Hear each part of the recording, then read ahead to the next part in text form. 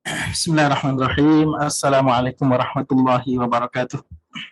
Waalaikumsalam warahmatullahi wabarakatuh. Alhamdulillahi rabbil alamin.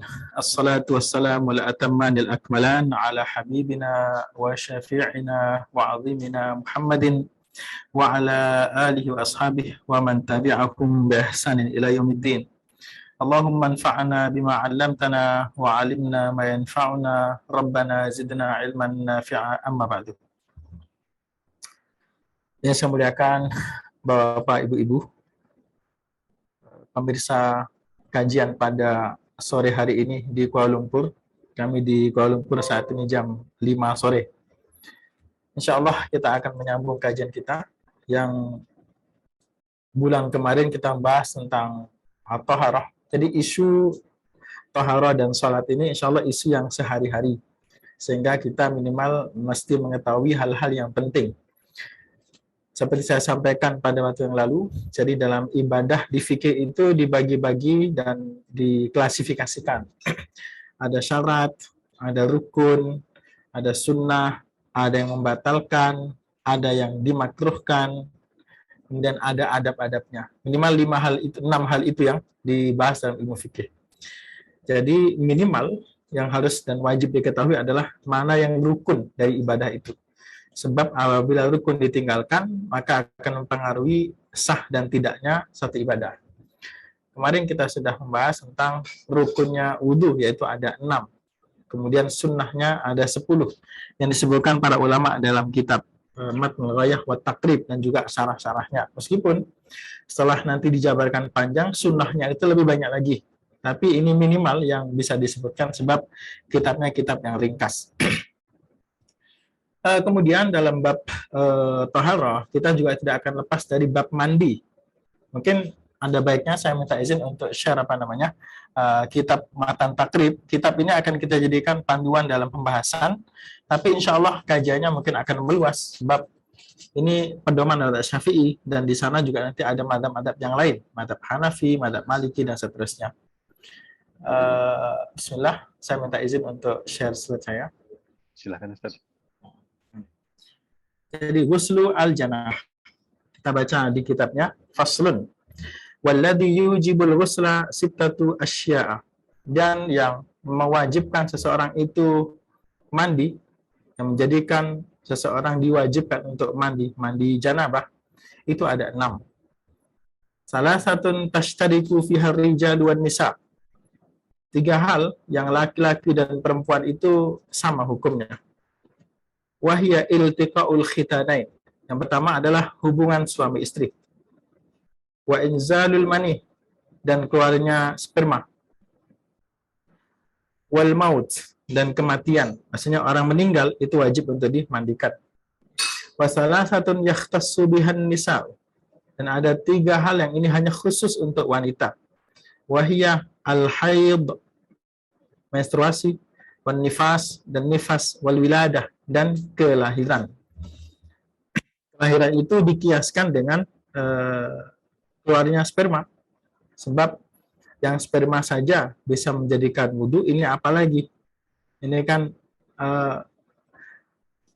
anak itu asalnya dari situ. Nah, itu dikiaskan seperti itu. Sehingga juga diwajibkan mandi. Kemudian, ini insya Allah kita sudah mafhum ya, hubungan suami istri. Meskipun hubungan itu tidak terjadi kaitus atau tidak jadi klimaks. Jadi ketika sudah iltaqal khitanan, ketika sudah bertemu, terjadi penetrasi, maka sudah menjadi wajib seseorang untuk mandi. Kemudian keluar sperma, baik yang disengaja atau tidak, juga membatalkan, menjadikan seseorang itu terkena hadas besar, peristiwa besar. Jadi inilah peristiwa besar disebut dengan hadas dalam bahasa fikihnya, yang menjadikan seseorang wajib mandi. Meninggal dunia, jadi orang meninggal dunia itu diwajibkan untuk mandi. Kemudian untuk perempuan, haid, nifas, dan melahirkan. Saya kira ini mafhum dan sudah bisa kita pahami bersama. Nah, sekarang yang penting mengetahui apa fardu-fardunya. Ketika seseorang itu mandi, maka inilah yang penting fardunya an-niyah, yaitu niat. Niat itu qasdus syai'i muqtarinan bi fi'lihi, yaitu menyengaja sesuatu, meniatkan sesuatu, tapi bersamaan dengan perbuatan itu.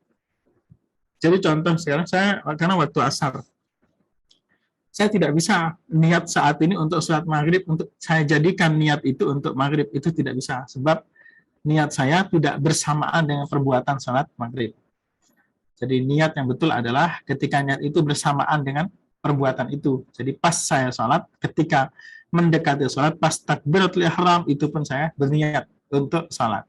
Atau sejenak sebelumnya. Nah itu mahalluha al-qalb. Semua ulama sepakat tempatnya itu ada di dalam hati. Adapun tentang at-talaffuzu bin niat, mengapa orang-orang melafazkan niat, terutama di mutaakhirin, di kalangan ulama-ulama mutaakhirin, ada talaffuz. Contoh misalkan kalau kita lihat di buku-buku yang ada di sekolah-sekolah itu ada dituliskan nawaitu raf'al hadasil asghari, saya berniat untuk menghilangkan hadas kecil atau hadas besar, atau salat usolli fardhu al-maghribi atau nawaitu salat al-maghribi, dilafazkan. Jadi para ulama ketika membahas itu, kalau kita lihat dalam kitab-kitab fikih, itu sumbernya di mana? Sebab semua ulama sepakat niatnya itu ada dalam hati. Itu pasti. Jadi kalau tanpa dilafazkan pun semuanya sah. Tapi kenapa ada dilafazkan? Jadi kalau ulama-ulama membahas, itu disamakan dengan ibadah haji. Jadi Bapak Ibu yang haji atau umroh, niatnya itu berbeda dengan niat ibadah-ibadah lain. Jadi kalau kita niat zakat, niat sholat, niat puasa, atau itu tidak perlu asalnya, tidak perlu untuk dinyaringkan bunyi niat itu. Tapi kalau haji, itu disunnahkan. Orang kalau haji, itu niatnya disunnahkan untuk diperdengarkan ke yang lain. Contoh, kalau saya mau haji, ketika sudah sampai miqat, maka saya akan meniatkan begini, labbaik Allahumma hajjan. Atau dengan bahasa lain, nawaitu hajjan dan seterusnya. Saya niat haji. Atau labbaik Allahumma, aku penuhi panggilanmu ya Allah untuk haji. Itu dari mana dasarnya? Kenapa dilafazkan seperti itu? Jadi dulu, ketika Rasulullah SAW pergi ke Makkah, dari Madinah tentunya, miqatnya sekarang ini di Ber'ali. Ada seorang sahabat itu yang melafazkan niat hajinya dengan keras. Bunyinya begini, labbaik Allahumma hajjan an syubrumah. Ya Allah, aku niatkan hajiku ini untuk syubrumah. Dan itu Nabi mendengar. Niat seperti itu. Dilafazkan seperti itu. Nabi mendengar, kemudian Nabi tanya, siapa syubrumah itu? Siapa dia? Orang itu mengatakan, ya Rasulullah, akhun li. Dia adalah saudaraku. Atau disebutkan seorang kerabatku dan seterusnya. Jadi meniatkan haji untuk orang lain. Dan itu dilafazkan sehingga Nabi tanya sampai Nabi mendengar. Nah, itulah sebabnya kenapa para ulama-ulama menyamakan, mengkiaskan, haji pun rukun Islam, ibadah juga, puasa pun rukun Islam, sholat pun rukun Islam.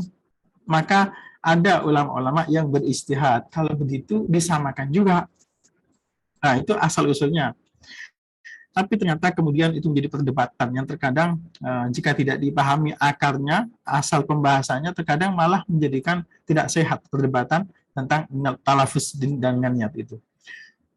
Jadi kita lihat dalam kitab-kitab fikih itu pembahasan yang biasa, pembahasan yang lazim di kalangan para ulama, tidak perlu ada perdebatan dan seterusnya. Tapi semua sepakat bahwa mahallun niyati al-qalb, tempat untuk niat itu adalah di dalam hati. Adapun ada orang yang melafazkan, maka itu asal-usulnya adalah dikiaskan dengan lafaz haji, lafaz ibadah haji yang sunnahnya dikeraskan. Nah, oleh karena itu sama juga, maka kita tidak perlu heran di kitab-kitab fikih kadang-kadang disebutkan wa yundabut talaffudzu, dan disunnahkan dilafazkan dalam sholat. Misalkan Imam Nawawi dalam kitabnya Minhajut Talibin, kitab fatwa dalam mazhab Syafi'i, disebut seperti itu. Imam Nawawi itu ulama yang hidup pada tahun 1200-an, jadi sudah 800 tahun yang lalu, menyebutkan itu dalam kitab-kitabnya. Dan setelah itu juga banyak sekali para mutaakhirin, dan bukan hanya di mazhab Syafi'i, di mazhab-mazhab yang lain. Jadi Bapak Ibu, itu berkaitan dengan dengan niat. Jadi ketika ada orang yang niat di dalam hati, itu semua sudah sah. niatnya sudah sah. Itu rukun ya, niat. Nah, niat itu kapan? Ya di awal perbuatan. Jadi kita melakukan di awal, muqtarinan bi fi'lihi, bersamaan dengan perbuatan awal itu kita niatkan di dalam hati kita. Kalau ada mau melafazkan juga, ya ulama banyak membahas dan membolehkan. Ada juga yang tidak membolehkan itu. Jadi alhamdulillah kita dalam pembahasan fikih ini selalu ketika masalah-masalah yang berkaitan dengan khilafiyah kita akan sampaikan apa adanya. Jadi yang membolehkan bahkan yang mensunnahkan itu asalnya dari situ, dari haji itu. Yang tidak membolehkan sebab yang seperti itu tidak pernah dikerjakan oleh para sahabat dalam wudu-wudunya. Tapi kemudian ada ulama yang mengatakan, dikiaskan boleh, sebab itu sama-sama ibadah. Nah begitu. Jadi Bapak Ibu, kalau ada perbedaan seperti itu, insya Allah kita bisa memahami. Memahami itu penting. Sebab dengan memahami perbedaan, sebab perbedaan, insya Allah hati kita bisa lapang. Meskipun kita tidak melakukan, atau meskipun kita melakukan, ketika melihat yang melakukan atau tidak, hati kita itu sudah siap untuk apa? Menerima keadaan dan kenyataan. Ternyata ada pendapat seperti itu. Tentu ini sangat berbeda dengan orang yang tidak pernah mengetahui sama sekali al-khilaf, yaitu perbedaan para ulama. Itu pentingnya kita belajar ilmu al-khilaf, terutama di zaman ini. Zaman yang serba terbuka, zaman yang tidak ada batasnya, sehingga kita di Indonesia, di Malaysia, di berbagai negara bisa melihat amaliyah ibadah-ibadah orang lain. Yang kedua, menghilangkan najis yang terdapat pada badan. Tentu jika ada najis-najis yang ada pada badan, terutama ketika hubungan suami istri misalkan, mungkin ada bekas-bekas najis dari madi atau yang lain, maka itu dipastikan dibersihkan terlebih dahulu. Kemudian mengalirkan air ke seluruh rambut dan kulit badan. Artinya harus rata semuanya, dari ujung rambut sampai ujung kaki. Dengan air saja, meskipun tidak pakai sabun, tidak pakai sampo, itu sudah sah. Jadi tidak ada hubungan antara sabun, sampo dengan mandi besar itu. Sama dengan wudhu. Wudhu kan tidak perlu sabun, tidak perlu sampo, tidak perlu sikat gigi, tidak perlu pasta gigi. Sebab itu ritual. Yang penting semua anggota wudhu atau anggota mandi itu semua sudah terguyur oleh air. Nah, ada pun nanti sunnah-sunnahnya ketika mandi. Di sini ada membaca basmalah dulu sebelum mandi. Kemudian wudhu dulu sebelum mandi junub. Itu sunnahnya. Kemudian mengusapkan tangan pada badan. Maksudnya digosok-gosok, diratakan dengan tangan. Seandainya tidak dibutuhkan pun, kalau air sudah terguyur oleh shower, semua sudah, atau misalkan di kolam, misalkan, ini gambaran umum. Nah, meskipun tidak tangan kita bisa menggosok, itu air sudah, atau di bawah air hujan, misalkan, terguyur semuanya, maka apabila anggota mandi sudah terkena air, maka dianggap itu sudah memenuhi syarat atau memenuhi rukun mandi. Muala tidak terputus, maksudnya semua anggota tubuh yang wajib kena air itu disiram saat itu juga, tidak terputus, nunggu sampai 1 jam, nunggu sampai kapan, tidak. Mendahulukan anggota badan yang kanan daripada yang kiri. Nah itu karena dalam keseharian Nabi, dalam hal-hal tertentu itu Rasulullah memang menyukai hal-hal yang kanan. Fi tarajuluhi wa tayamunihi, dalam watarajuluhi, ketika memakai menyisir rambut, ketika memakai sandal, memakai baju, masuk rumah, bahkan bertoharah pun mendahulukannya yang kanan. Itu sunnah-sunnahnya. Nah, kemudian ini ada juga mandi-mandi yang disunnahkan. Disebut bahkan banyak, ada 17 mandi yang disunnahkan.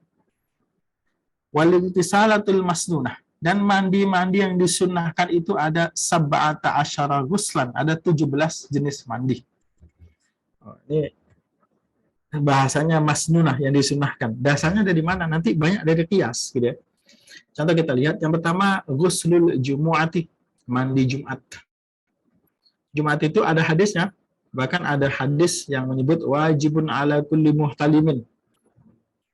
Teks bahasanya wajib, tapi ternyata dilihat dari hadis-hadis yang lain, itu ada hadis yang kurang tidak sekuat itu, tidak terlalu menekankan wajib. Ternyata kesimpulannya mandi itu hukumnya tidak sampai wajib, tapi sebagai sunnatun muakkadah. Nah, ulama-ulama membahas ketika orang berhimpun di sholat Jumat itu di masjid ya, yang laki-laki tentunya, itu disunnahkan untuk mandi. Itu faidahnya apa? Hikmahnya apa? Tujuannya apa? Nah, kalau kita lihat ternyata itu adalah tempat pertemuan, tempat berhimpun jamaah Jum'ah. Sehingga akan sangat pantas, sangat cocok, dan juga sangat diperlukan seseorang itu mandi. Terutama contoh di zaman dulu yang tentu tidak ada aircon, tidak ada air conditioner, tidak ada di tempat-tempat tertentu, misalkan pekerjaan-pekerjaan tertentu yang pekerjaan fisik, nelayan, petani, di bengkel, dan seterusnya. Pekerjaan itu, pekerjaannya itu suci. Menyentuh barang-barang yang suci. Pakainya pun suci. Tapi terkadang ya, menjadi kotor atau keluar bau yang tidak sedap dari badan. Maka hikmah dari mandi itu adalah untuk kesejahteraan jamaah Jum'ah, untuk kenyamanan jamaah Jum'ah. Itu intinya.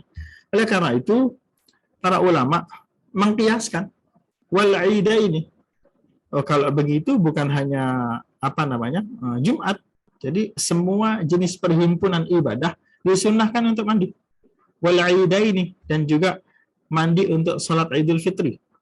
Kalau kita cek hadis-hadis yang dari Nabi tentang mandi Idul Fitri itu ada hadisnya, tapi ada ulama yang menyangkal itu lemah. Kemudian dari hadis Ibnu Abbas mengatakan Ibnu Abbas mandi pada waktu Idul Fitri. Nah, akhirnya para ulama menyimpulkan ya sama saja Jumat dengan Idul Fitri itu sama. Perhimpunan jamaah yang sangat banyak sehingga diperlukan kenyamanan. Nah, mandi itu membuat orang nyaman, baunya pun harum, kemudian pakaiannya pun baru, dan seterusnya. Apalagi Idul Fitri, disunahkan memakai pakaian yang baru. Maka sangat cocok untuk mandi terlebih dahulu, dan itu disunahkan. Tidak hanya itu ternyata, wal istisqa. Salat istisqa juga sama, itu perhimpunan. Maka disunahkan untuk mandi. Tidak hanya itu, wal khusuf. Salat gerhana bulan. Wal khusuf, salat gerhana matahari.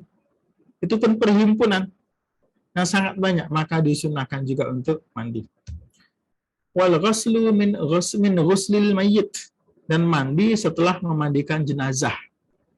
Mandi setelah memandikan jenazah, itu pun disunahkan. Wal kafiru idza aslam, dan orang kafir yang masuk Islam pun disunahkan untuk mandi. Wal majnunu, orang gila yang sembuh disunahkan mandi. Wal mughma alaihi, orang pingsan jika sadar disunahkan mandi. Idza afaqa, jika mereka berdua itu sadar, orang gila dan orang yang pingsan. Berikutnya wal ghuslu 'indal ihram. Ketika ihram, niat ihram haji ataupun umrah, itu pun disunahkan untuk mandi. Walidukhuli Makkah, masuk ke Makkah pun disunahkan mandi. Walil wuqufi bi Arafah, wukuf di Arafah pun disunahkan mandi. Walil mabiti di Muzdalifah, mabit di Muzdalifah pun disunahkan mandi. Ini apa tujuannya sebetulnya? Tujuannya adalah agar orang itu fresh dalam ibadah. Jadi ketika beda sekali. Kita perhatikan contoh sholat subuh. Kalau kita mandi, kemudian pergi ke masjid, itu rasanya badan itu fresh, betul-betul fresh, karena kita sudah mandi.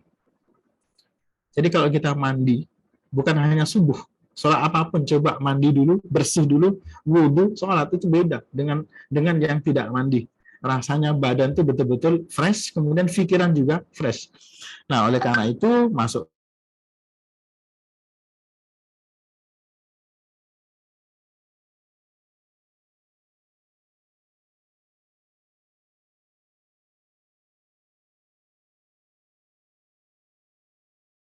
Ini beberapa mandi yang disebut oleh para ulama disunnahkan. Terus dalil resminya apa? Ini penting saya sampaikan Bapak Ibu sekalian. Dalilnya itu apa? Kalau kita lihat detail-detailnya tidak ada dalil khusus. Contoh salat khusuf, gerhana matahari, gerhana bulan, itu tidak ada dalil khusus untuk mandi itu. Tapi para ulama mengambil dalil yang lain, itu qiyas dalam ibadah. Baru suatu ibadah. Bolehkah orang itu mengkiaskan ini ini saja atau bisa dikiaskan ke yang lain. Saya berikan contoh mungkin. Babi itu haram. Jumhur ulama atau ijma para ulama mengharamkan babi. Kemudian tidak hanya itu. Ada ulama-ulama yang mengkiaskan hukum najisnya itu bukan najis biasa. Tapi najisnya dikiaskan dengan najisnya anjing. Sehingga kalau terkena babi, maka cara pembersihannya disamakan dengan cara pembersihan najis anjing. Nah, itu namanya kias. Mengkiaskan apa namanya? Hukum. Dalil resminya tidak ada. Kalau Bapak Ibu cek dalil resminya, kenapa najis babi itu najis mughaladzah, tidak akan ketemu. Kalau dalil spesifiknya tidak ada, itu dalilnya kias. Sama juga, Bapak Ibu zakat menggunakan beras, tidak akan pernah ada dalil spesifik, sebab seumur hidupnya Nabi tidak mungkin saat itu bertemu dengan beras. Mungkin belum pernah masuk ke sana itu, jenis makanan itu. Nah, kita di Indonesia, di Malaysia yang menggunakan makanan pokok berupa beras, maka dikeluarkan pakai itu. Sama juga. Kalau di Eropa membayar pakai euro, zakatnya euro, pakai dolar, di Malaysia pakai ringgit, misalkan pakai kertas itu pun tidak ada dalil khususnya. Hukum zakat itu zaman Nabi itu emas dan perak, uang itu. Itu ibadah itu. Ibadah zakat menggunakan emas dan perak. Nah, ketika berubah jenis mata uang saat ini, kebanyakan menggunakan kertas yang nilainya itu disamakan dengan mata uang. Sehingga zakat menggunakan uang kertas, uang logam, tidak ada bedanya, sebab nilainya itu sama. Nah, itulah kias, mengkias dalam ibadah. Banyak sekali sebetulnya, tidak hanya itu, sangat banyak. Buku-bukunya pun banyak disebutkan tentang hukum kias dalam ibadah. Contoh takbir, kalau Bapak Ibu cek, takbiran malam hari raya itu ayat di Qur'annya itu hanya untuk Idul Fitri. Coba cek di surah Al-Baqarah itu, setelah selesai puasa nanti akan ada ayat tentang takbir. Nah, sekarang kita tanya, bagaimana Idul Adha? Mana dalilnya Idul Adha? Kias, dikiaskan. Ini sama-sama Idul Adha, sama-sama raya, maka dikiaskan. Maka Idul Adha pun dikiaskan ada takbirnya. Nah, begitu. Masih banyak lagi tentu contoh-contoh lain, bukunya pun banyak. Dalam bahasa Arab ada, bisa dicek kalau Bapak Ibu ada yang bisa mengakses berbahasa Arab. Saya berikan contoh 2 buku misalkan. Al-Qiyasu fil Ibadat wa Tatbiqatuhu fil Madhab Syafi'i. Itu tesis master dari Palestina. Qiyas dalam ibadah dan aplikasinya di Madhab Syafi'i. Yang kedua, Al-Qiyasu fil Ibadat hukmuhu wa atharuhu. Yang kedua adalah tesis master dari Madinah University di Saudi Arabia, hukum kias dalam ibadat, hukum dan pengaruhnya. Nah, itu di situ banyak nanti contoh-contoh kias dalam ibadah. Berikutnya mengusap khuf, mengusap khuf. Ini juga masuk dalam bab toharoh. Ini mungkin di Eropa agak penting membahas ini karena ada musim dingin. Musim dingin itu kalau terkena air itu betul-betul sakit kaki. Jadi kalau sudah di bawah 0 derajat, kadang-kadang seseorang harus membungkus kakinya. Nah, di Indonesia khuf itu jarang dibahas, sebab kita orang Indonesia di cuaca juga begitu tidak ekstrim, musim juga tidak ekstrim, sehingga orang tidak menggunakan khuf. Panas juga biasa-biasa, dingin juga biasa-biasa. Sehingga di masyarakat kita orang tidak menggunakan khuf. Berbeda dengan orang-orang yang hidup di daerah-daerah yang sangat ekstrim, terlalu dingin atau terlalu panas. Biasanya kalau khuf itu untuk musim dingin sangat perlu. Nah, jadi untuk kemudahan itu dibolehkan untuk mengusap khuf. Khuf itu apa? Khuf itu adalah sepatu yang terbuat dari kulit yang menutup dari semua kaki sampai ke atas mata kaki. Ibaratnya kaos kaki kulit gitu ya. Nah, itu ada mensyaratkan seperti itu. Bahkan jumhur ulama mensyaratkan kapan kita boleh mengusap khuf. Syaratnya itu apabila khuf itu terkena air tidak tembus. Itu syaratnya. Kalau terkena air tidak tembus. Satu, syarat yang pertama. Syarat yang kedua, bisa dibuat untuk berjalan jauh. Nah, tentu kalau kita lihat syarat-syarat itu tidak terpenuhi di kaos kaki. Tidak terpenuhi untuk mengusap kaos kaki. Meskipun mungkin Bapak Ibu lihat ya, kawan-kawan dari Teluk, Saudi Arabia, dari Kuwait, dari Bahrain, dari Qatar mungkin itu ada kawan-kawan di Eropa yang mengusap kaos kakinya. Nah, itu saya kira fatwa itu dikeluarkan oleh Syekh Muhammad bin Shalih Al Utsaimin, ulama besar Saudi yang membolehkan seperti itu. Tapi jumhur ulama itu belum terpenuhi syaratnya. Syaratnya itu air tidak boleh tembus. Nah, kalau kaos kaki yang pasti tembus. Satu. Yang kedua, bisa dibuat jalan jauh. Nah, kalau kaos kaki kan tidak bisa. Paling dalam perjalanan 10 meter atau 20 meter sudah koyak itu. Syarat-syaratnya, memakai khuf setelah suci dari hadas kecil dan hadas besar. Jadi kalau meniatkan seperti itu, kalau musim dingin misalkan, wah saya hari ini saya nggak mau lepas kaos kaki yang dari kulit itu. Maka syaratnya pastikan sebelum memakai kaos kaki itu, ya bukan kaos kaki ya, bahasanya itu ya khuf, itu, biar tidak kita salah paham. Sebelum memakai khuf, takutnya kalau saya bahasakan kaos kaki, benak kita langsung ke kaos kaki yang ada di pasaran, kain yang tipis-tipis soal itu. Jadi saya bahasakan sebagai khuf. Pertama, memakai khuf setelah suci dari hadas kecil atau hadas besar. Kemudian khuf itu menutupi mata kaki. Kemudian dapat dipakai untuk berjalan.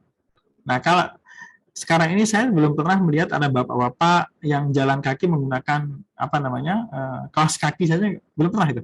Berarti itu bukan khuf kan begitu. Tidak memenuhi syarat menjadikan khuf.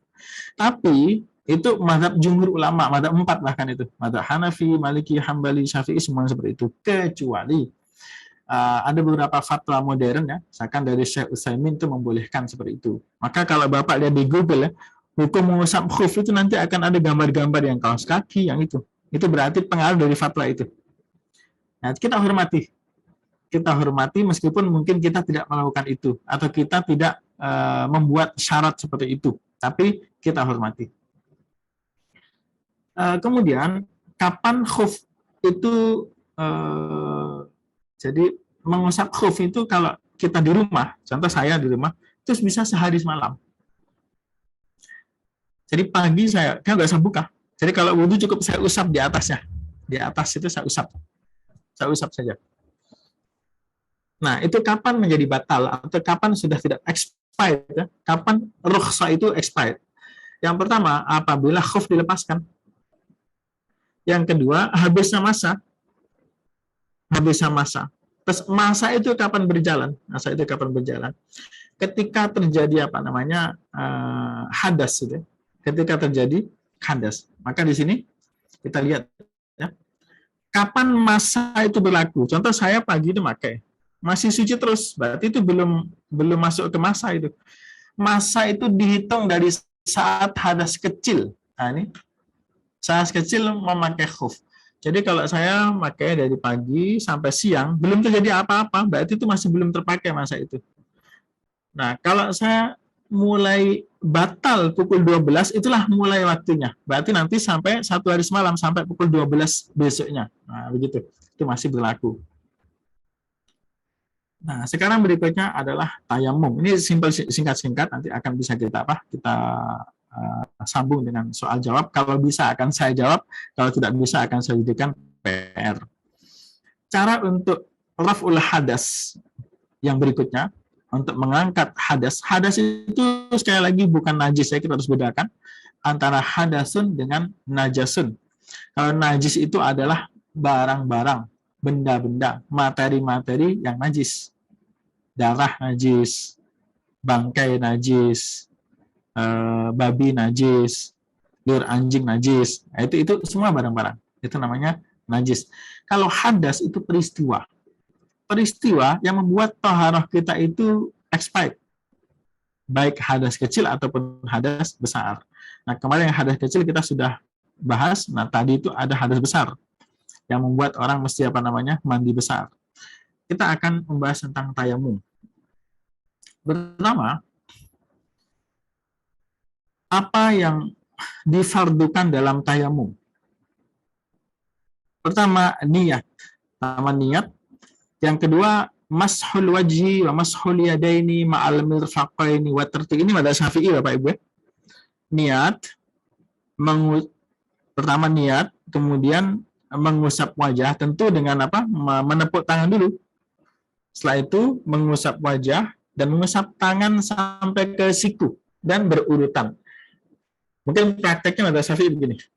Ini saya akan sebutkan apa namanya? Akan saya sebutkan fardnya tayamum. Jadi saya tayamum, setelah saya niat dalam hati, saya akan tepuk begini. Nah, sunnahnya dibersihkan, ditiup, biar tidak ada debu-debu yang menempel banyak. Tentu harus ada debunya, tapi ini dibersihkan. Bersihkan, diginikan juga bisa, atau ditiup.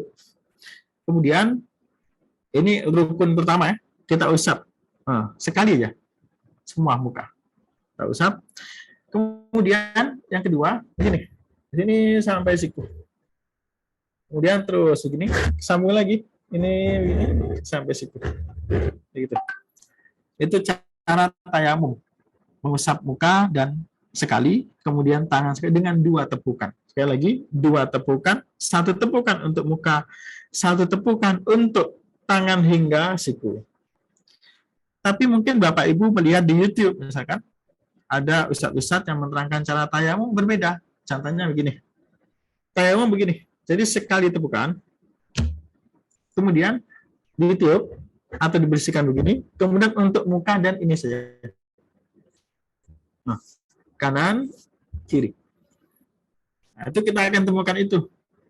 Nah, terkadang di media sosial itu ada imbuhannya, tayamum yang sesuai sunnah.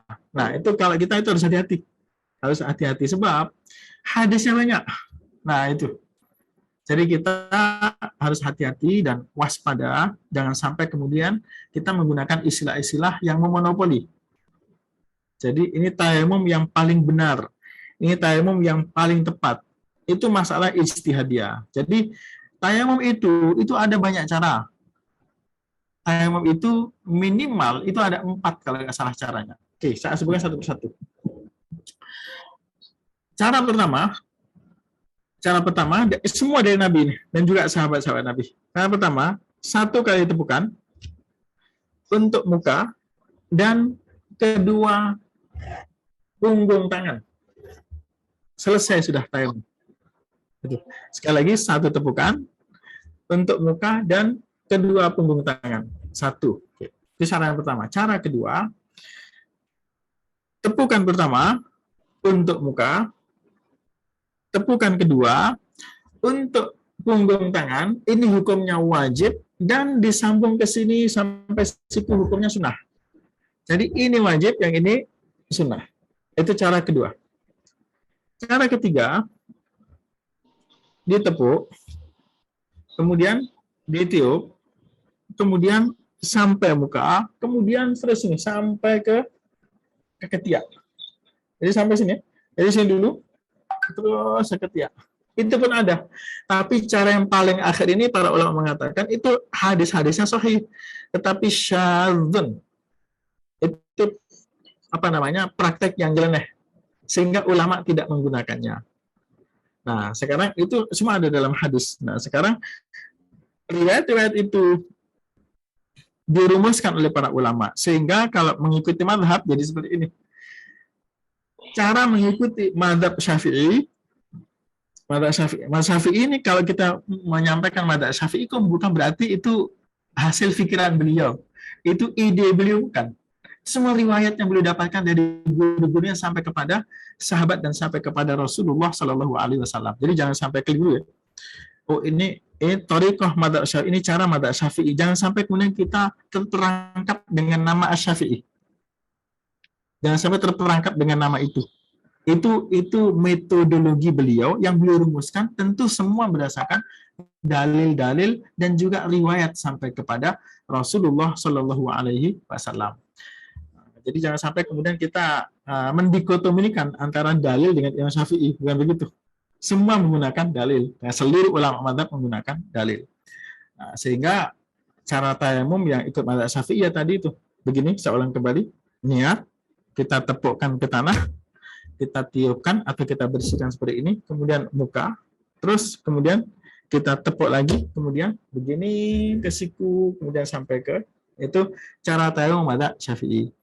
Cara tayamum mazhab Hambali yang di Saudi, di Qatar, di beberapa tempat di Kuwait, nah itu begini, tepuk sekali, kemudian ditiup, dibersihkan untuk muka dan untuk di sini. Kalau di mazhab Maliki tepuk 2 kali. Tepuk pertama untuk muka, tepuk kedua untuk punggung tangan, ini hukumnya rukun dan sunnah. Kemudian yang sampai ke siku hukumnya, yang ini hukumnya rukun, wajib saya. Yang pertama ini, yang sampai sini hukumnya wajib, tapi yang sampai ke sini hukumnya sunnah. Itu mazhab Maliki. Kalau mazhab Hanafi sama dengan mazhab Syafi'i. 2 tepukan juga. Ada juga mazhab yang lain yang ulama-ulama tidak menggunakannya, yaitu tayamum tanpa tertib. Jadi boleh mendahulukan tangan baru muka. Nah, itu pun ulama-ulama tidak memanfaatkan seperti itu. Itu Bapak Ibu sekalian. Sehingga kalau kita nanti menyaksikan tayangan-tayangan di video, kita bisa lebih lapang dada. Lapang dada seperti ini.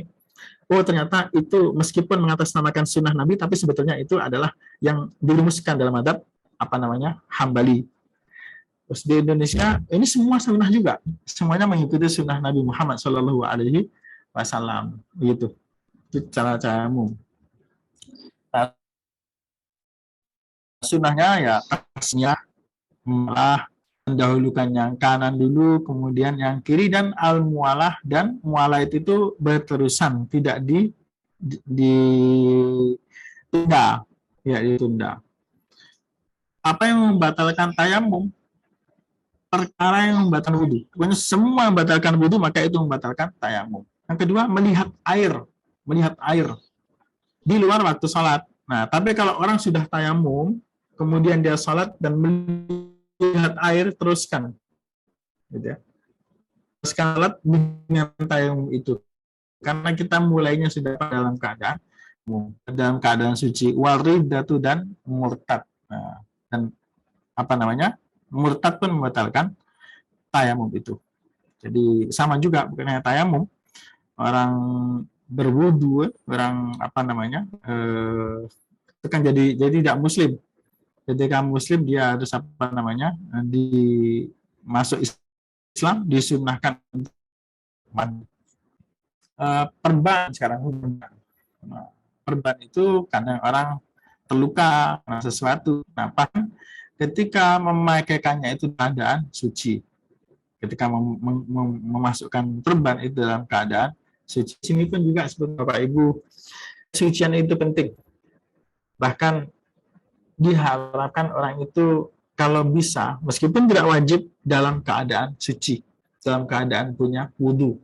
Saya punya kawan, dia sudah meninggal, Dr. Muhammad Al-Fatih Suryadilaga, kawan waktu di pondok dulu. Beliau itu sejak saya tahu, itu sepertinya selalu membahari wudunya, kapanpun. Jadi ketika batal pasti akan langsung berwudu. Jadi senantiasa dalam keadaan suci dalam kehidupan beliau itu. Luar biasa itu. Meskipun tidak untuk salat, tapi senantiasa bersuci. Nur ala nur, cahaya di atas cahaya. Luar biasa. Ada orang yang seperti itu. Jadi hidupnya selalu dalam keadaan suci. Jadi kalau ada apa-apa ya mudah, gitu ya. Bahkan kalau meninggal pun dia meninggal dalam keadaan tubuhnya itu tidak ada yang batal, maksudnya dalam keadaan suci. Perban kalau diusap ya di atasnya, gitu. Wasahibul yamsahu alaihi, dan yang punya jabirah, yang punya itu di atasnya. Wa tayammam, dan tayamum. Nah, ini agak repot ini. Kalau di mazhab Syafi'i agak repot. Jadi kalau jadi sebelum membasuh tayamum dulu, contoh misalnya ada luka di tangan, misalkan luka tangan di sini, nah, Pertama, kita ya wudhu dulu, mengusapnya, membasuh dengan air.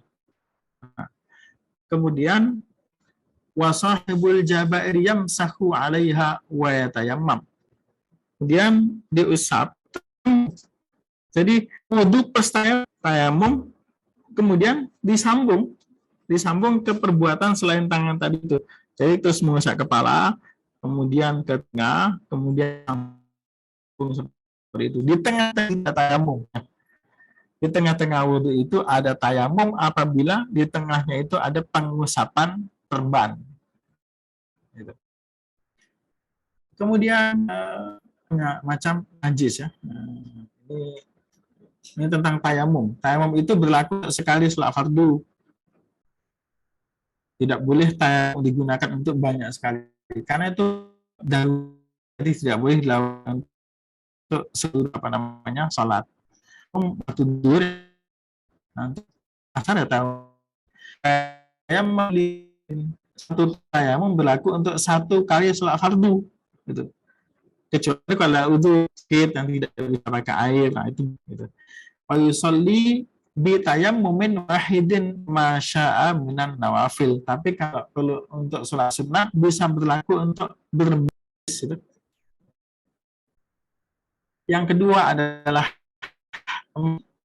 madi itu najis, madi cair yang ketika orang terangsang, itu namanya madi.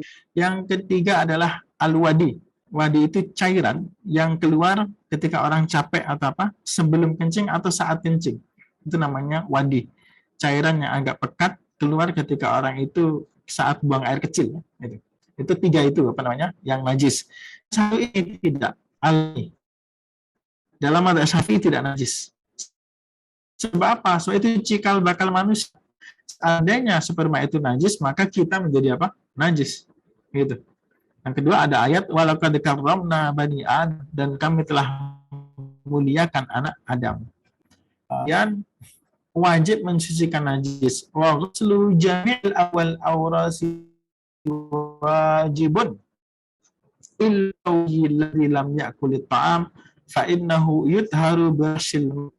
Dan membasuh seluruh jenis kotoran dan kencing itu hukumnya wajib. Jadi ada beda pendapat di sini, yaitu tentang kotoran atau ini dari hewan yang boleh dimakan. Ini ada perbedaan pendapat. Hewan yang boleh dimakan ya banyak. Sapi, lembu, ayam, unta, kambing, dan berbagai macam jenis itu. Burung ya, itu pun boleh dimakan. Nah, kalau itu dalam atas semuanya najis. Air kencing hewan-hewan itu najis, kotorannya juga najis. Kambing, apa semua itu. Tapi kalau di dalam madzhab Hambali tidak najis. Air kencing unta tidak najis. Kotor tapi tidak najis. Air kencing semualah hewan-hewan yang boleh dimakan itu tidak najis. Nah, ini pun terjadi perbedaan pendapat. Kita harus lapang dada di sini. Yang pertama, Imam Syafi'i contohnya mengambil ini dalam madzhab Syafi'i. Ada satu hadis yang umum, tanazzahu minal baul. Wahai manusia, sucikanlah dirimu, bersihkanlah dirimu minal baul, dari air kencing. Al baul, semua jenis sama air kencing. Sehingga ya masuk semuanya, baik dari manusia ataupun hewan. Hewan semuanya tanpa terkecuali. Itu najis. Fa inna ammata adzabal qabri minhu, sebab kebanyakan azab kubur itu disebabkan oleh karena tidak peduli atau tidak membersihkan diri dari air seni. Nah, ternyata ada peristiwa lain ya, yang membuat hukum ini menjadi tidak pasti. Yaitu dulu pada zaman Nabi, ada orang-orang dari Al-Urainiyin. Orang-orang Al-Urainiyin ini datang ke Madinah. Sampai ke Madinah mereka itu dilihat oleh Rasulullah dalam keadaan sakit. Kemudian Rasulullah berikan nasihat. Nasihatnya apa? Itu agar meminum air kencing unta dicampur dengan susunya. Nah, air kencing unta ini apa? Penting dibahas. Akhirnya menjadi kajian para ulama. Air kencing unta diminum berarti itu tidak najis. Sebab tidak mungkin Nabi memerintahkan sesuatu untuk diminum dan minuman itu hukumnya najis. Dari situlah akhirnya muncul pendapat itu bahwasanya kesimpulannya kita kan itu unta yang dibahas itu dalam hadis itu kasusnya unta. Kalau begitu bisa disimpulkan bahwasanya hewan yang boleh dimakan bukan hanya unta, berarti kotorannya, air seninya tidak najis.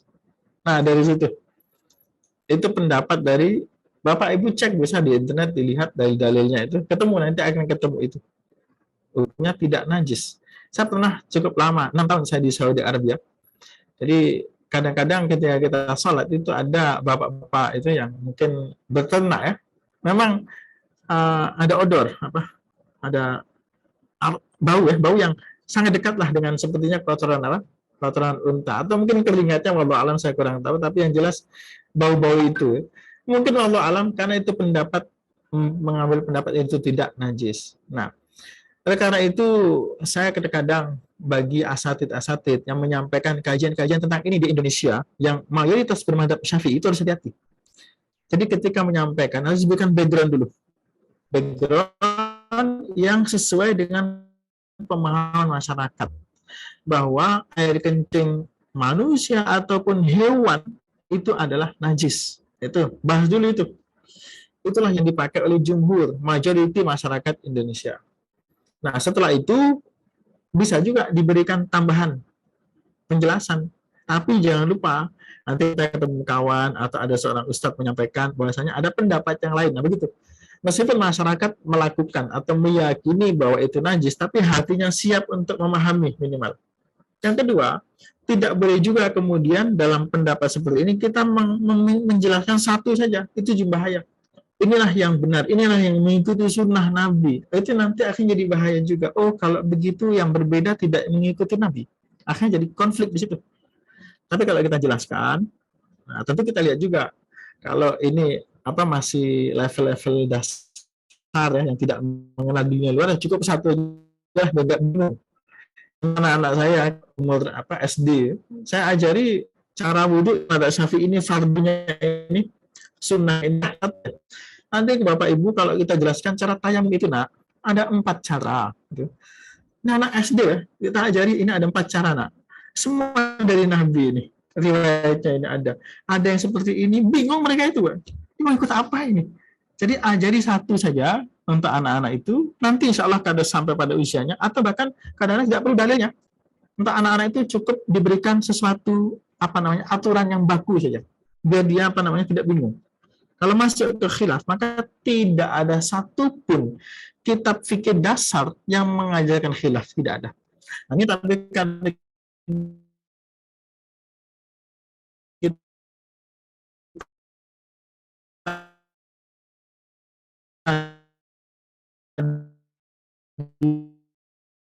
sini di visinya usia catayamu seperti itu, memahami najis juga seperti itu. Tapi karena sekarang ini ilmu terbuka, terutama di YouTube kali pengajian khilafiyah. Jadi kalau seorang ustaz itu seyogianya, yang pertama mulai dari masyarakat lokal dulu. Kira-kira kecengannya kemana?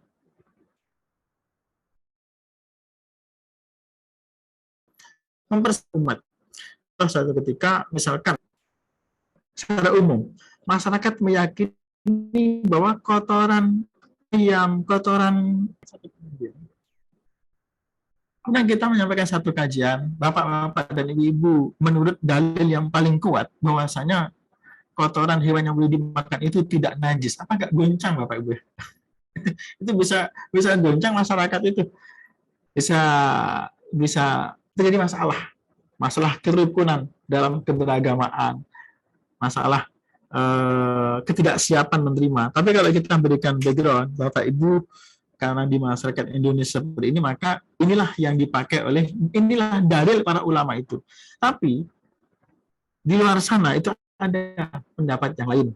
Yang itu semua juga dari Nabi, dari pemahaman para sahabat, tapi itu tidak dipakai apa di sini. Itu masalah ijtihadiyah, masalah khilafiyah. Oke, itu tentang apa? Najis ya.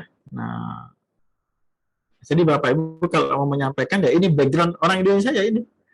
Membasuh kencing dan kotoran itu wajib. Semua jenis kencing dan kotoran. Kecuali kencing bayi laki-laki kecil yang belum memakan makanan. Jadi masih eksklusif ya, isi apa? Susu bayi, susu ibu. Maka cara mensucikannya cukup dengan, ini minta maaf ini bahasanya bukan menyiramkan ya. Itu salah terjemah itu sebetulnya. Ros itu memercikkan. Ros itu nih, memercikkan air. Kalau menyiramkan kan guyuran. Bukan menyiramkan, memercik air. Jadi sepertinya ritual. Itu sebetulnya hukum ini adalah hukum kemudahan. Tapi saya yakin Bapak Ibu sepertinya untuk zaman ini ya, zaman ini dengan kain yang banyak, dengan ada pampers, ini boleh, tapi biasanya akan mencuci ya. Ini tentu ini kemudahan terutama di saat-saat orang susah untuk memiliki kain. Ini pampers ini kan baru ya. Dulu kan popok ya. Dulu itu kan popok. Itu pun zaman dulu kain tidak mudah seperti sekarang. Zaman-zaman dulu kain itu begitu susahnya untuk didapatkan. Nah, kemudian ada juga najis-najis yang dimaafkan. Itu najis betul, tapi dimaafkan. Wala yu'fa an syai'in minan najasat illa yasir minad dam. Perkara najis itu tidak bisa dikompromikan, tidak bisa dimaafkan kecuali apabila sangat sedikit saja. Sangat sedikit. Minad dam dari darah. Contohnya, kita masak daging ya. Daging itu kalau Bapak Ibu masukkan kulkas itu akan keluar darahnya itu. Itu sebetulnya najis juga, tapi karena sedikit ya akan dimaafkan. Kita masak itu nanti akan keluar darah. Darah itu najis. Darah itu najis. Nah, tapi karena sedikit maka dimaafkan. Wama la nafsa lahu sa'ilah. Dan hewan yang tidak mengalir. Jadi kalau ada hewan itu yang memunculkan darah, contohnya apa namanya? Semut itu. Semut itu kalau misalkan patah tulang enggak gitu ya. Keluar darahnya itu. Nah, itu dimaafkan. Meskipun ada darahnya asli itu, tapi dimaafkan. Serangga-serangga gitu ya. Gitu. Malam nafsalahu sa'ilah, tidak ada darah yang mengalir. Nafsa itu namanya darah. Idza waqa fil ina'i wa mata fihi fa innahu la yunajjisuhu. Bahkan kalau semut itu mati, semut itu kan bangkai. Bangkai semut itu. Kalau semut itu mati, kemudian terjatuh di gula, itu dimaafkan. Dimaafkan. Jadi tidak menjadi itu najis karena ada bangkai semut itu. Kemudian al-hayatu kulluhu tahir. Seluruh hewan itu suci. Illal kalb wal khin, kecuali anjing dan babi. Wa ma tawallada minhuma aw min ahadihima, atau yang terlahir dari dua unsur itu, unsur babi ataupun unsur anjing. Ini penting untuk membahas apa tentang kalb dan khinzir. Nah, ini pun ada khilaf Bapak Ibu ya. Mungkin Bapak di Eropa melihat ada orang Islam yang memelihara anjing kan? Ada banyak juga. Saya pernah di Australia juga lihat ada yang pelihara anjing. Jadi begini, liar anjing itu kalau diikut hadis yang dipahami, sekali lagi dipahami oleh mazhab Syafi'i dan juga mazhab Hambali dan sepertinya Hanafi juga memahami bahwa air liar anjing itu hukumnya najis. Dan najisnya bukan najis biasa, tapi najis mughalladzah. Mazhab Syafi'i dengan Hambali memahami itu. Idza walagal kalbu fi ina'i ahadikum falyughsilhu sab'an. Kalau ada anjing yang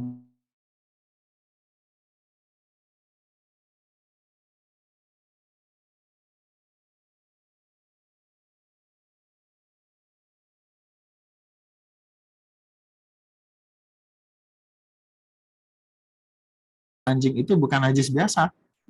Cara pensuciannya pun bukan biasa ternyata. Maka disebut najis mughalladzah. Najis yang berat. Nah, kemudian babi dari mana? Dalil Quran tidak ada. Hadis pun tidak menyebut. Maka ulama mengkiaskan, sekali lagi, mengkiaskan, membuat kias. Oh, kalau anjing seperti itu, maka babi ya mesti masuk ke situ. Loh, kenapa masuk ke situ? Karena babi itu lebih dahsyat daripada anjing. Dahsyatnya di mana? Kalau anjing itu masih boleh dipelihara untuk keperluan-keperluan tertentu, menjaga rumah, menjaga kebun, untuk berternak, masih bisa dipelihara. Untuk keamanan, untuk kepolisian itu masih bisa dipelihara anjing itu, untuk berburu. Tapi kalau babi nggak boleh. Oh, jadi kalau begitu lebih dahsyat daripada anjing, maka lebih utama itu. Maka kalau begitu babi dimasukkan ke situ. Yang kedua, pemahaman mazhab Maliki. Mazhab Maliki mengatakan air liur anjing itu tidak najis hukumnya. Tidak najis, liurnya itu tidak najis. Dari mana dasarnya? Yang pertama, dulu di Madinah, di Masjid Nabawi itu, anjing itu keluar masuk. Anjing keluar masuk masjid. Ya, biasanya beberapa jenis anjing, itu mulutnya itu nggak ada yang nutup ya. Beberapa jenis anjing. Mungkin ada anjing yang menutup mulutnya, tapi beberapa itu nggak menutup. Terbuka terus. Dan liurnya itu terlalu keluar. Ya. Dan kemungkinan besar, air liur keluar di situ.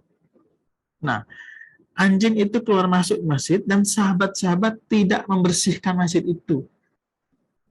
Sehingga dari situ diambil kesimpulan, oh kalau begitu anjing tidak najis. Gitu. Itu satu. Yang kedua, dalil tidak najis lagi adalah ya hadis yang kamu sebut tadi itu. Tadi kan ada sebut hadis. Iza walabal kalbu fi ina'i ahadikum fayuluksibu sab'an. Bagi kami itu bukan berarti anjing itu najis. Tapi cara pembersihannya, ritualnya seperti itu. Itu hanya ritual untuk pembersihan. Tapi bukan berarti air itu najis. Yang ketiga, dalam mazhab Maliki, anjing itu kan boleh berburu. Dibuat untuk berburu burung, berburu hewan-hewan, kelinci dan seterusnya. Nah, ketika berburu, anjing itu menerkam dengan mulutnya. Mulutnya itu ya najis, liurnya itu. Itu terkena hewan buruan. Allah bolehkan seperti itu berarti menunjukkan itu tidak najis. Jadi begitu. Bapak Ibu itu dalil-dalilnya. Ulama-ulama itu jadi begitu. Akhirnya terjadilah dua perbedaan pendapat. Nah, ya kadang-kadang Bapak Ibu ya lebih bagus tuh nggak tahu banyak. Itu simple. Kalau tidak tahu banyak itu simple. Tapi bahaya juga. Kalau tidak tahu banyak, mudah menyalahkan orang lain.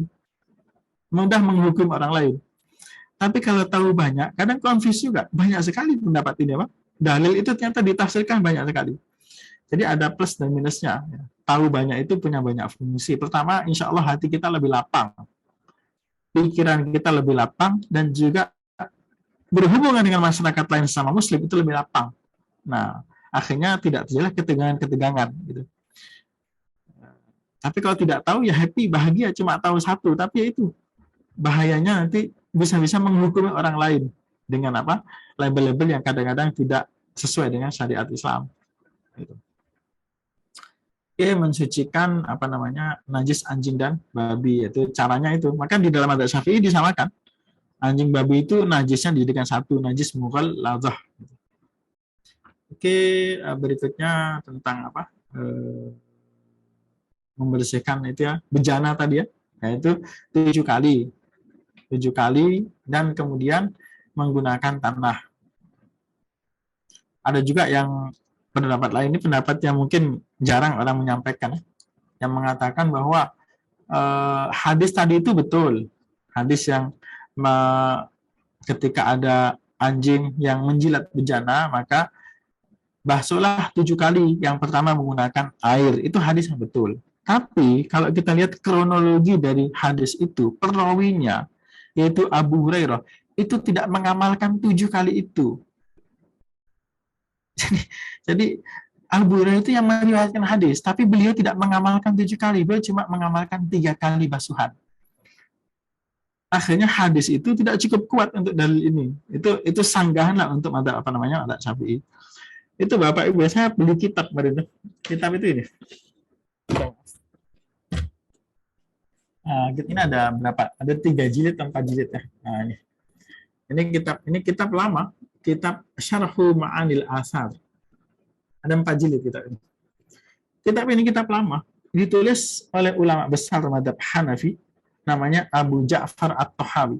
Bapak Ibu mungkin kalau pernah mendengar satu kitab akidah, Al-Aqidah At-Tahawiyah, dia ini penulisnya, Abu Ja'far At-Tahawi, meninggal pada tahun 321 Hijrah. Lama, orang lama ini. 321. Jadi awal abad keempat. Kitab ini isinya semuanya dalil. Semuanya hadis. Tapi hadisnya itu ya seperti itu dipahami para ulama. Oh ya, hadis ini sahih. Tapi cara memahaminya bukan seperti kamu pahami itu. Gitu. Kadang-kadang ada hadis lain yang harus dipertimbangkan juga. Itu takwil muskilil ashar. Nah, itu penting untuk kita ketika tahu dalil akhirnya kita bisa menafsirkan dengan dengan lapang dada, dengan luas gitu. Nah, itulah kesimpulan yang kemarin itu fikih itu adalah al-ilmu bil ahkamis syar'iyyatil amaliyah min adillatiha tafsiliyah. Fikih itu adalah ilmu tentang hukum-hukum syarak yang sifatnya praktikal, yang ilmu itu terambil dari dalil-dalil yang terperinci. Jadi tidak ada satupun ketentuan fikih yang tidak menggunakan dalil. Semua ketentuan fikih yang dari ulama-ulama itu pasti ada dalilnya. Pasti itu nggak mungkin. Kalau tidak ada dalil tidak disebut fikih, gitu. Nah, ini khamr itu najis ya. Khamr itu hukumnya najis.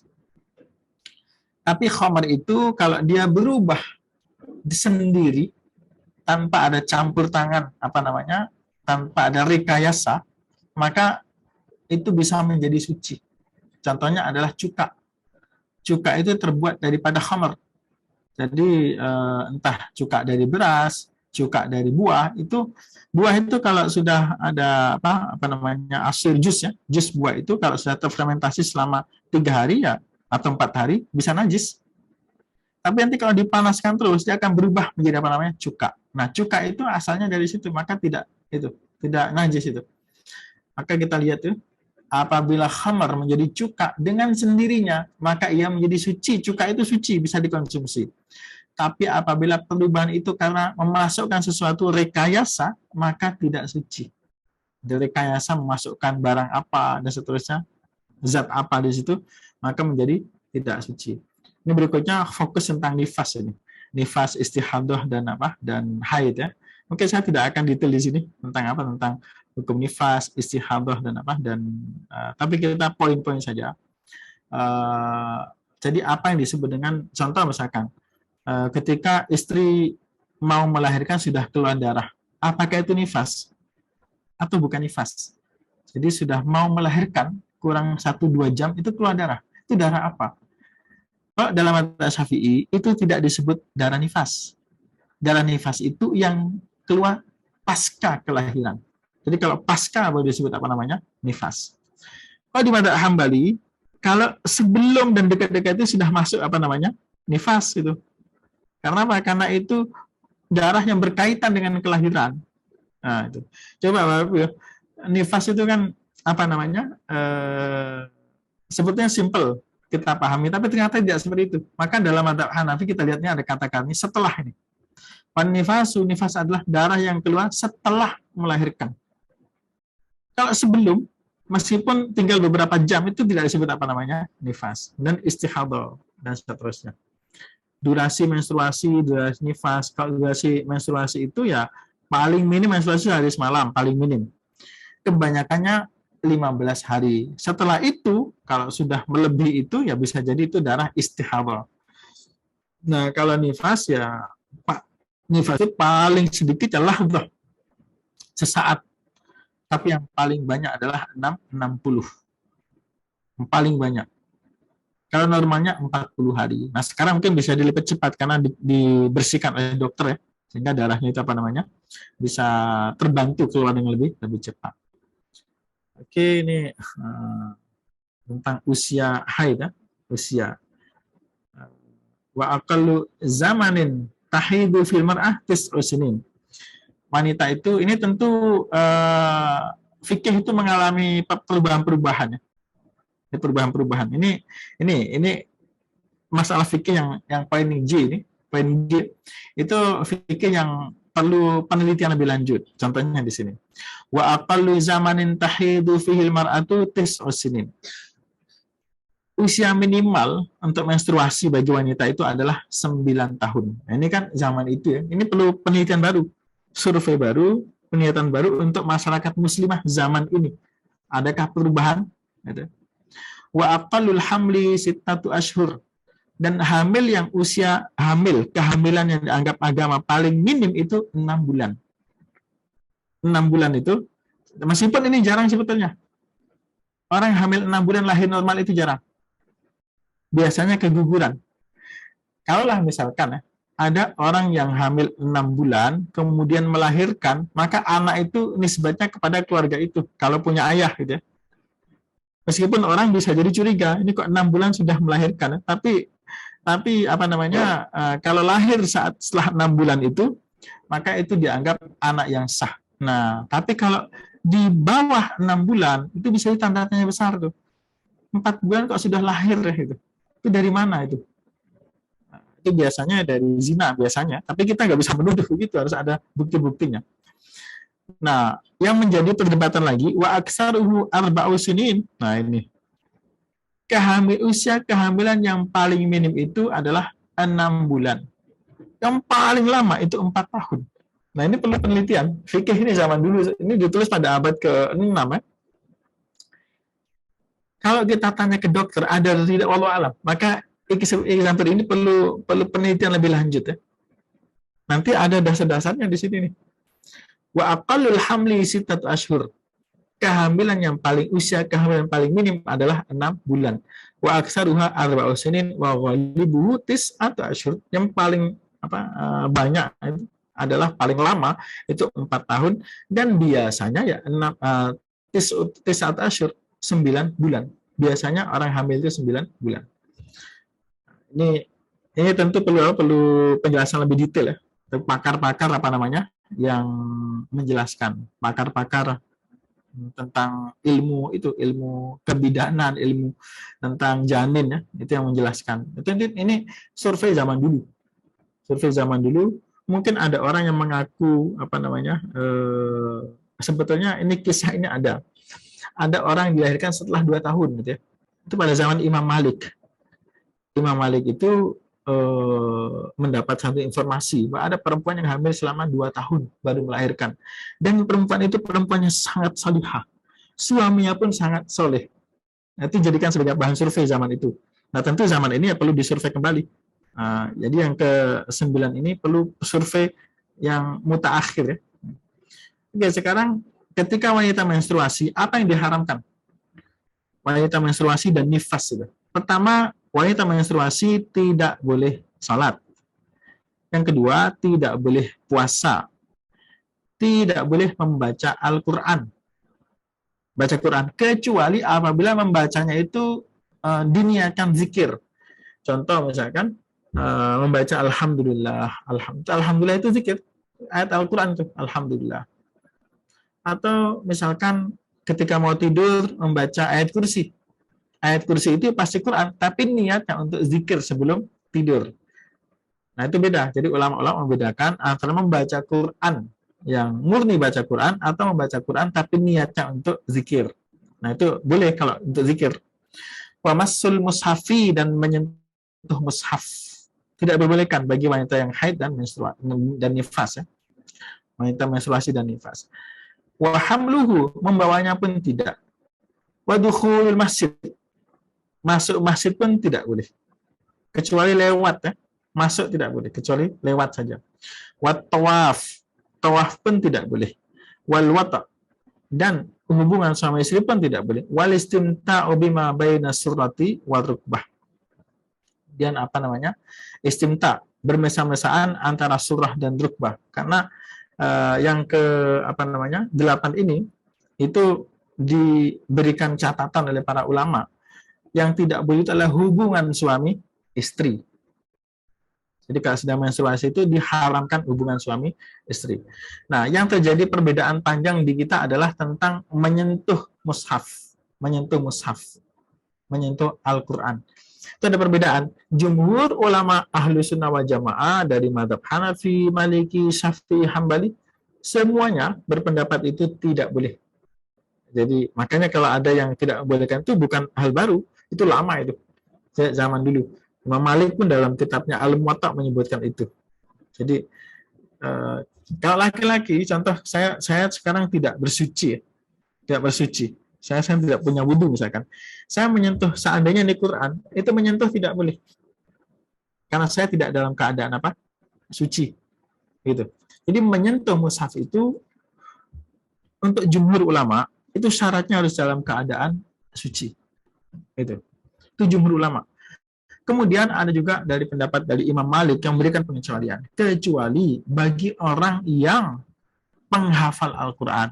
Khawatir nanti kalau dia meninggalkan Quran lama, dia tidak bisa hafal atau hilang hafalannya, darurat untuk daurat itu diperbolehkan. Mungkin ada pertanyaannya, kenapa kok tidak boleh? Ayatnya itu di surah apa namanya? Al-Waqiah. La yamassuhu illal mutahharun. Tidak boleh menyentuhnya kecuali orang-orang yang disucikan. Ini ada tafsir jumhur ulama yang dimaksud orang-orang itu ya manusia. Kenapa? Karena di ayat berikutnya ada tanzilun yang Allah turunkan gitu ya. Tapi ada ulama namanya Ibnu Hazm memberikan satu pendapat bahwa yang dimaksud illal mutahharun itu para malaikat yang ada di Lauh Mahfuz. Jadi Quran yang dimaksud itu bukan Quran yang mushaf di muka bumi ini, tapi itu adalah Al-Quran yang ada di Lauh Mahfuz. Itu yang tidak boleh disentuh kecuali oleh para malaikat. Nah, jadi itu yang seringkali terjadi perbedaan adalah tentang menyentuh mushaf dan membaca Al-Quran. Jadi orang menstruasi kalau mengikuti ini bukan hanya madzhab Syafi'i yang menyentuh mushaf dan membaca ini, itu madzhab jumhur para ulama. Meskipun begitu, kita ya mau tidak mau karena ini masalah ijtihadiyah, ya meskipun ada yang berbeda dari madzhab 4 ya kita hormati. Maaf Ustadz, ini waktunya udah mepet ya, ini kalau mungkin sedikit lagi supaya ada sesi tanya jawab Ustadz. Maaf ya. Boleh. Ini satu lagi. Ya. Yang diharamkan ketika hadas kecil. Nah, jadi kalau hadas kecil tadi kan hadas besar ya. Hadas kecil, maksudnya tidak punya wudu. Pertama adalah sholat nggak boleh, tawaf nggak boleh, menyentuh mushaf pun tidak boleh dan membawanya. Menyentuh tidak boleh. Yang terakhir, bagi yang sedang junub. Junub itu berarti setelah hubungan suami istri atau setelah keluar sperma dengan sengaja. Itu junub. Apa yang tidak boleh kan? Yang pertama, sholat tidak boleh, menyentuh mushaf tidak boleh, membaca Quran tidak boleh, tawaf tidak boleh, dan diam di masjid pun tidak diperbolehkan. Nah, ini mungkin selesai kita dalam bab berikutnya adalah tentang salat. Itu sedikit dari yang saya sampaikan berkaitan dengan taharah. Jadi hari ini secara singkat Bapak Surya kita selesai dalam bab taharah, meskipun saya ringkas. Syukran jazilah, dan saya tutup sampai di sini. Wabillahi taufiq wal hidayah. Wassalamualaikum warahmatullahi wabarakatuh. Waalaikumsalam warahmatullahi wabarakatuh. Jazakallah khair Ustaz, terima kasih. Ini kita mulai aja sesi tanya jawab Ustaz, sudah banyak sekali nih pertanyaan di kolom chat box. Mungkin saya langsung mulai aja Ustaz. Yang pertama dari Pak Aris ini ya. Assalamualaikum warahmatullahi wabarakatuh Ustaz. Bagaimana cara mandi janabah tapi tidak ada air? Oh, tayamum. Jadi kalau tidak ada air, tentu najis itu dibersihkan sedemikian rupa dengan yang mampu. Jadi dulu para sahabat ada yang dalam perjalanan kemudian junub, mungkin mimpi basah, mau wudhu tidak ada air, maka ada dua sahabat. Yang satu itu memikir, ini gimana nggak ada air tapi kita sudah mau sholat, akhirnya berguling-guling di tanah. Mungkin ingat beberapa hewan itu kalau ingin membersihkan dirinya dengan tanah ya, ayam termasuk. Akhirnya berguling-guling, kemudian sholat. Yang satu tayamum saja. Maka Nabi membenarkan yang tayamum. Jadi cukup dengan tayamum. Jadi mandi janabah tapi tidak ada air, yaitu dengan tayamum. Pastikan bahwasanya tidak ada air itu sudah mencari, sudah tanya ke kawan, sudah sudah mencoba untuk mencari. Ya. Oh, tapi airnya sangat dingin sekali. Nah, kalau kita lihat, jadi kalau ada air tapi sangat dingin sekali, ya, sangat dingin. Nah, kita lihat, kalau itu membahayakan nyawa kita, ya tentu tidak boleh digunakan. Kalau nyawa sampai, tapi kalau sangat susah saja, ya bisa diminimalisir lah. Saya pernah di Saudi dulu, sampai di bawah 0 derajat kadang-kadang, memang sangat dingin. Ya. Jadi terkena air itu sampai menusuk-nusuk di badan. Gitu. Jadi kita lihat, kalau efeknya sampai membahayakan nyawa, maka jangan digunakan itu. Jangan digunakan untuk apa namanya mandi. Ya tayamum kalau membahayakan nyawa. Tapi kalau repot saja, maksudnya menyusahkan sebentar saja, ya bisa dipaksakan itu untuk apa namanya eh, untuk apa mandi seminimal mungkin. Yang penting wajib-wajibnya sudah, gitu ya. Fattaqullaha mastata'tum. Bertakwalah kepada Allah sebatas kemampuan kita. Ini sebatas kemampuan ini pun ada dua tafsir. Ada maksimal, ada minimal, gitu. Wudhu di atas pesawat. Banyak jamaah haji tayamum di pesawat dari Indonesia. Bagaimana Ustaz? Jadi selagi aja gini, kita di Indonesia atau kita secara umum lah, ketika membahas wudhu, itu yang kita bayangkan adalah seluruh komponen wudhu, seluruh aspek wudhu, kumur-kumur, masukkan air ke hidung, semuanya itu. Sehingga ketika bayangkan itu, akhirnya, wah ini wudhu gak mungkin. Tapi kalau kita lihat rukun-rukun wudhu ya, rukun wudhu kan ada 6. Yang pertama, niatnya nggak perlu air. Yang kedua, mungkin Bapak Ibu masih ingat ya, rukun wudhu apa itu? Yang kedua adalah membasuh muka, sedikit saja basuh muka. Sekali cukup itu, membasuh muka 1 kali sudah cukup. Yang kedua, membasuh tangan sampai siku, sekali pun sudah cukup itu. Yang ketiga, mengusap rambut. Itu mengusap itu beberapa tetes pun sudah cukup sebenarnya. Yang terakhir adalah membasuh kaki sampai mata kaki. Itu yang rukun-rukun ya. Nah, setelah itu tertib. Tertib pun tidak perlu air. Tertib itu artinya berurutan dari E sampai Z sama, gitu apa? Nah, berurutan. Tidak diakhirkan, didahulukan, tapi ikut aturan tadi itu, mulai daripada niat sampai apa namanya membasuh kaki itu semua berurutan, tertib. Nah, tapi kalau kita ke sunnah-sunnahnya, ya jadi banyak air. Mandi tohara itu 3 kali 3 kali. Ada kumur-kumur, ada ini, ada itu. Jadi banyak akhirnya. Nah, begitu. Jadi, kalau memang ada air, ya pastikan air. Bahkan Nabi itu kalau dalam riwayat itu, beliau berwudu, itu cukup dengan air 2 genggaman, itu 1 mud. 1 mud itu seperti ini. Itu 1 mud. Itu cukup untuk wudunya Nabi itu.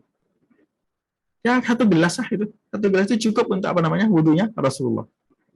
Tapi itu yang tentu yang rukun-rukun saja. Tapi kalau mau nambah yang sunnah-sunnah, ya mungkin bisa tidak cukup gitu ya. Kalau ikut yang sunnah-sunnah yang kan banyak. Kumur-kumur 3 kali. Kemudian membasuh muka 3 kali. Semua 3 kali. Jadi bisa tidak cukup. Tapi kalau sekali saja ikut yang rukun itu bisa jadi cukup gitu. Jadi begitu ya. Kalau saya pilih yang seperti ini. Yang berwudu ya minimalis wudunya, tapi rukunya sudah terpenuhi semuanya. Karena babnya bab darurat di atas pesawat yang air tidak tersedia banyak. Bagaimana jika tempat wudu untuk kita di luar ruangan? Apakah hukum sama dengan mengusap khuf? Jadi ya dicari yang seaman mungkin ya, seaman mungkin dipakai jilbabnya dilebarkan atau apa, kemudian airnya diusapkan ke kepala, begitu. Sebagian kepala pun. Gitu. Dan terakhir itu Ustaz ya, harus disempurnakan ya Ustaz ya gerakannya maksudnya mungkin interpretasi saya ini mengusap kuf itu maksudnya di luarnya aja gitu Ustaz, mungkin diusap di atas apa namanya? Di atas pakaiannya. Jilbab gitu atau gimana? Ada pendapat seperti itu, tapi akan saya coba cek lagi apa ya. Mungkin nanti jawabannya akan saya kirimkan ke Budiansyah tentang apa, bolehkah perempuan untuk mengusap di atas apa namanya? Di atas kepalanya itu tanpa membuka jilbabnya gitu. Ya, gitu. Itu insyaallah akan saya pastikan, takut salah saya menjawab. Berikutnya, kalau kencing dan kotoran itu najis, bukankah dalam tubuh kita ada keduanya gitu ya? Apakah kalau begitu setiap kita adalah najis kecuali para bayi gitu. Jadi najis itu tentu yang sudah keluar ya.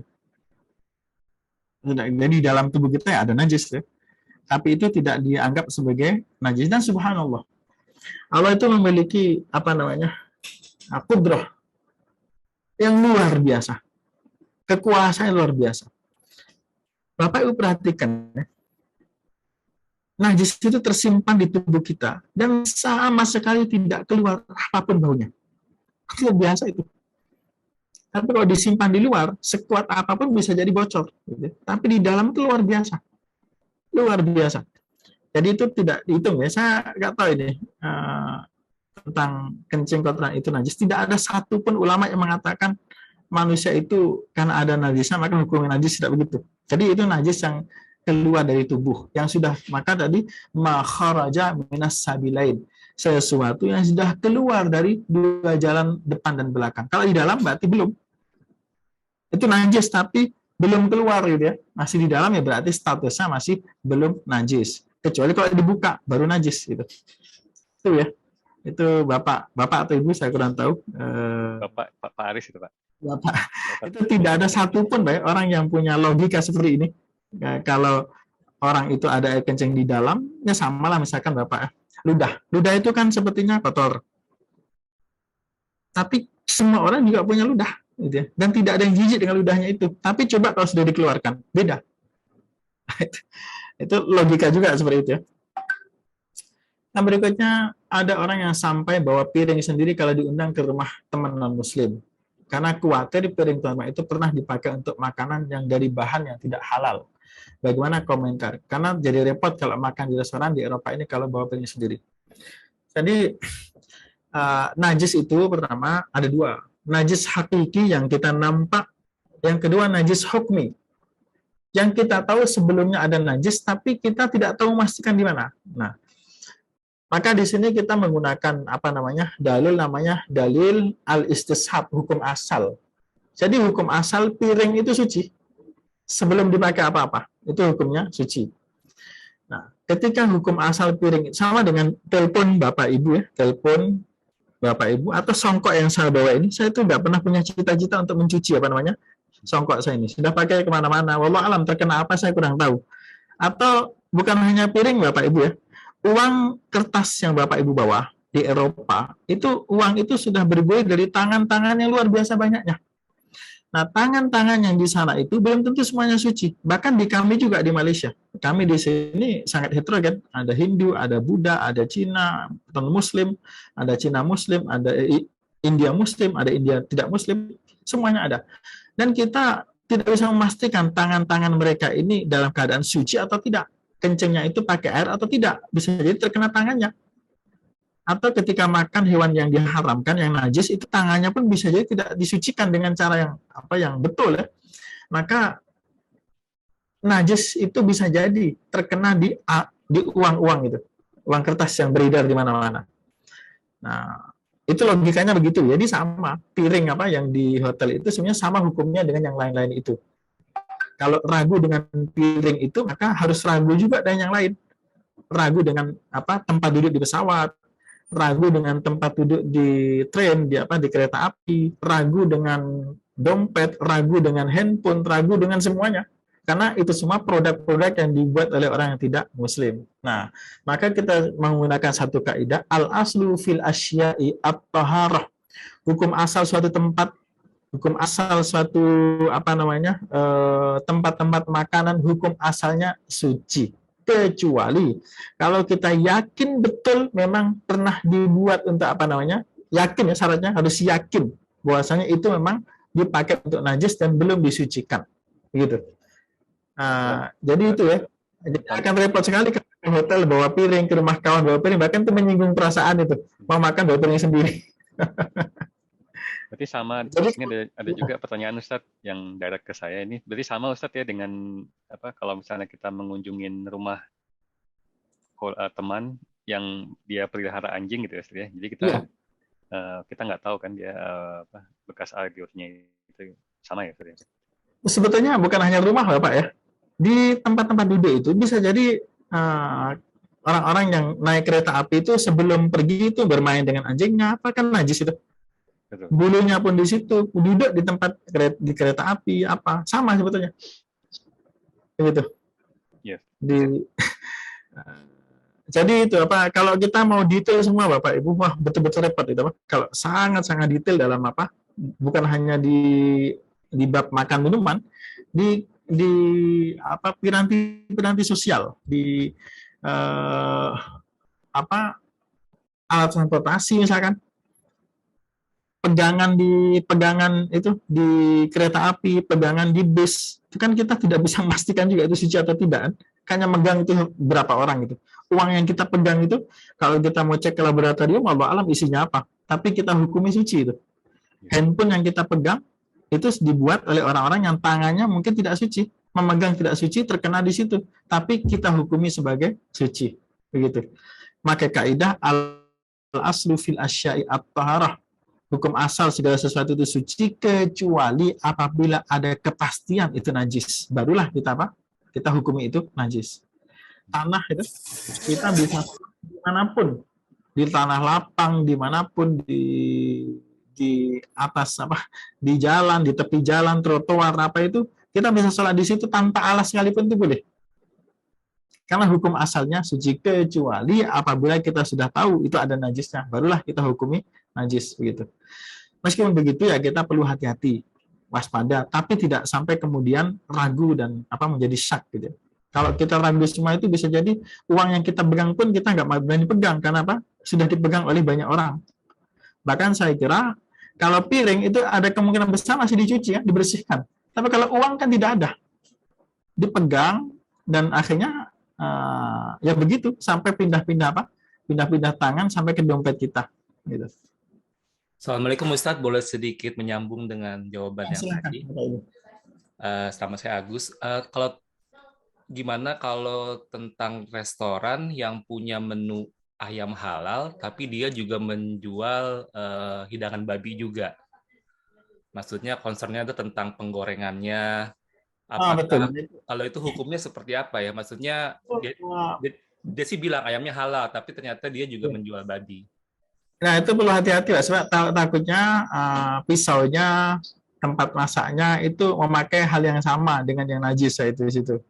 Jadi kalau seperti itu kan cukup meragukan itu. Jadi ada hadisnya al halalu bayyinun wal haramu bayyinun wa baina umurun mustabihat. Halal itu jelas, haram itu jelas, di antara itu ada hal-hal yang mustabihat. Nah, kalau sudah syubhat seperti itu, maka yang paling baik adalah menjauhi. Menjauhi yang syubhat, jangan sampai kemudian kita terjebak kepada yang diharamkan. Itu kan jelas ya kalau seperti itu ya. Jelas karena restoran. Nah, itu perlu kita cek juga. Kadang-kadang kami juga sama di Malaysia. Jadi yang masak itu kadang-kadang juga belum tentu tahu konsep najis itu apa, gitu ya. Apa konsep najis itu? Kadang-kadang orang yang tahu itu najis itu ya hanya daging babi, padahal sebetulnya banyak sekali barang-barang najis itu, bukan hanya itu. Bukan hanya apa namanya? Daging babi, sangat banyak barang-barang najis. Jadi itu Bapak ya, kalau yang seperti itu, yang seperti yang ditanyakan tadi, di satu restoran, kemudian berbagai menu ada di situ, ya perlu kita selidiki, kita tanyakan lah minimal. Ini bagaimana apa? Apakah dicampur atau tidak? Tentu ya kita harus hati-hati tanyanya ya. Jangan sampai kemudian menjadi investigator ya di situ, jadi detektif di situ. Nah, cukup tanya sederhana atau melewati lalu kawan atau apa, insya Allah bisa diusahakan ya. Ini udah lewat waktunya Ustadz. Apakah masih waktunya udah itu ya? Apakah masih berkenan Ustadz melanjutkan? Ada beberapa pertanyaan itu ya Pak Chandra ya, Pak Surya. Adakah kisah atau riwayat Rasulullah menjadikan sebab awal binatang anjing atau itu najis? Sebetulnya ya itu tadi ya, hadis tadi itu Bu Diansyah, Pak Bevi. Jadi mungkin saya buka hadisnya ya di sini. Bismillah.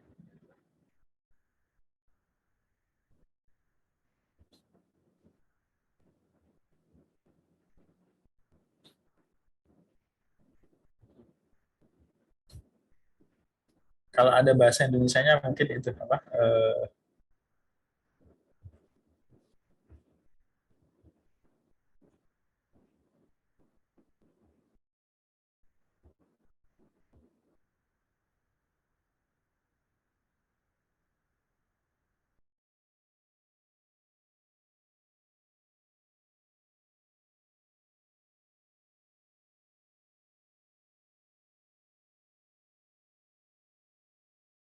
kita tinggal di sini Ustaz ya. Ya betul. Banyak ini Banyak teman-teman sekali ya Kak. ya.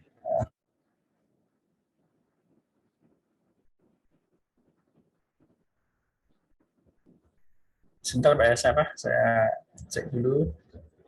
Silakan, Ustaz.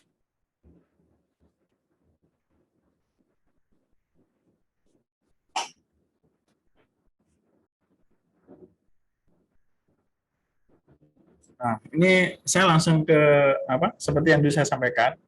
Jadi fatwanya itu apa? Dari fatwa di Malaysia di Ya, atasnya. silakan Ustaz. Oh, ini. Bismillahirrahmanirrahim. Ini Pak Bevi ya. Asal mula apa namanya? Jadi ini istilah Malaysia. Tahuru ina'i ahadikum. Maksudnya sucinya bekas salah seorang dari kamu. Idza walagha fihil kalbu. Ada seekor anjing yang menjilat padanya, pada bekas itu wadah ya. Bahasa Malaysia itu bekas itu wadah. Ayyaghsilahu sab'a marratin. Adalah dengan cara kamu membasuhnya sebanyak 7 kali. Dan basuhan itu pertama bercampur dengan tanah. Ini hadis riwayat Muslim. Rasulullah bersabda, ini asal usul kenapa apa namanya anjing itu dikatakan sebagai liurnya itu najis. Ada juga hadis Rasulullah, ini riwayat Bukhari, hadis yang sahih. Idza syaribal kalbu fi ina'i, kalau ada anjing meminum di bejana salah satu dari kalian, falyaghsilhu sab'an, maka basuhlah bejana itu sebanyak 7 kali untuk mensucikannya. Ini Ibu ya, dalil apa namanya? Dalil bahwasanya air anjing. Meskipun begitu, bukan berarti kita merendahkan apa namanya? Martabatnya anjing, bukan. Tapi ini masalah hukum. Anjing itu bisa dipakai untuk apa? Untuk apa? Menggembala, dipakai untuk penjagaan rumah, tapi ini masalah hukum berkaitan dengan liur. Wallahu alam hikmahnya apa, seperti apa kita tidak mengerti dengan detail. Tapi dari hadis ini ada ulama yang mengatakan, bahkan jumhur ulama mengatakan bahwa air liur anjing itu hukumnya najis, kecuali di madzhab Syafi'i Maliki yang mengatakan air liur anjing itu tidak najis. Maka kita temui ada muslimah yang memelihara anjing karena mungkin mengikuti madzhab itu ya, gitu. Tapi meskipun begitu, kalau misalnya ya, kan kita biasanya agak misalnya pakaian kena air liur anjing, kita kan agak apa Ustaz ya, mau supaya nggak kena tangan gitu misalnya. Kalau langsung masukin mesin cuci gitu Ustaz. Nah itu gimana Ustaz? Kan mesin cuci juga.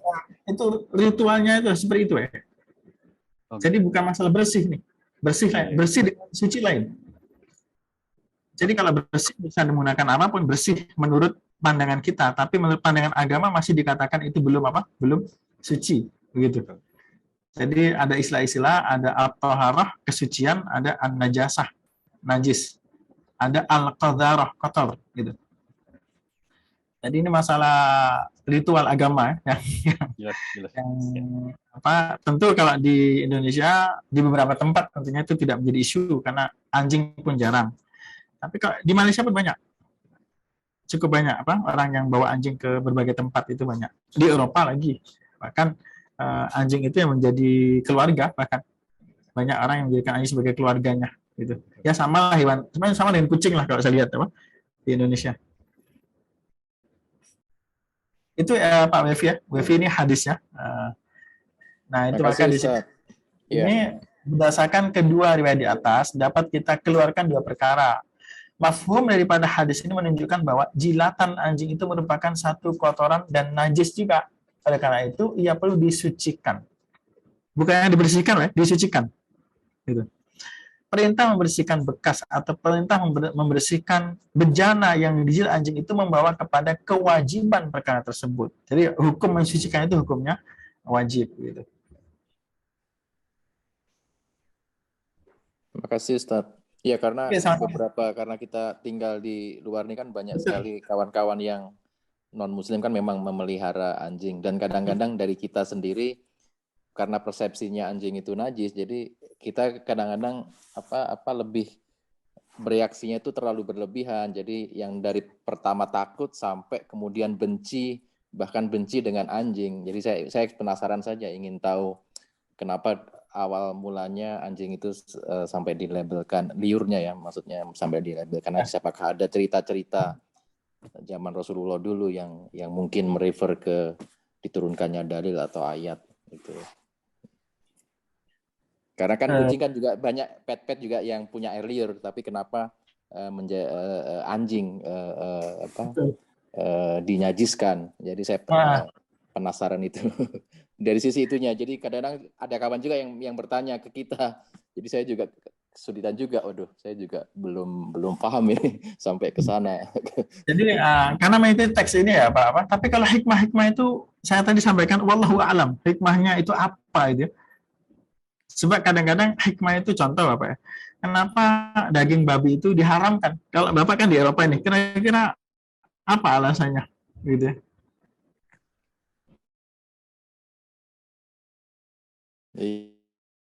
Iya, sama. Kenapa? Iya, betul.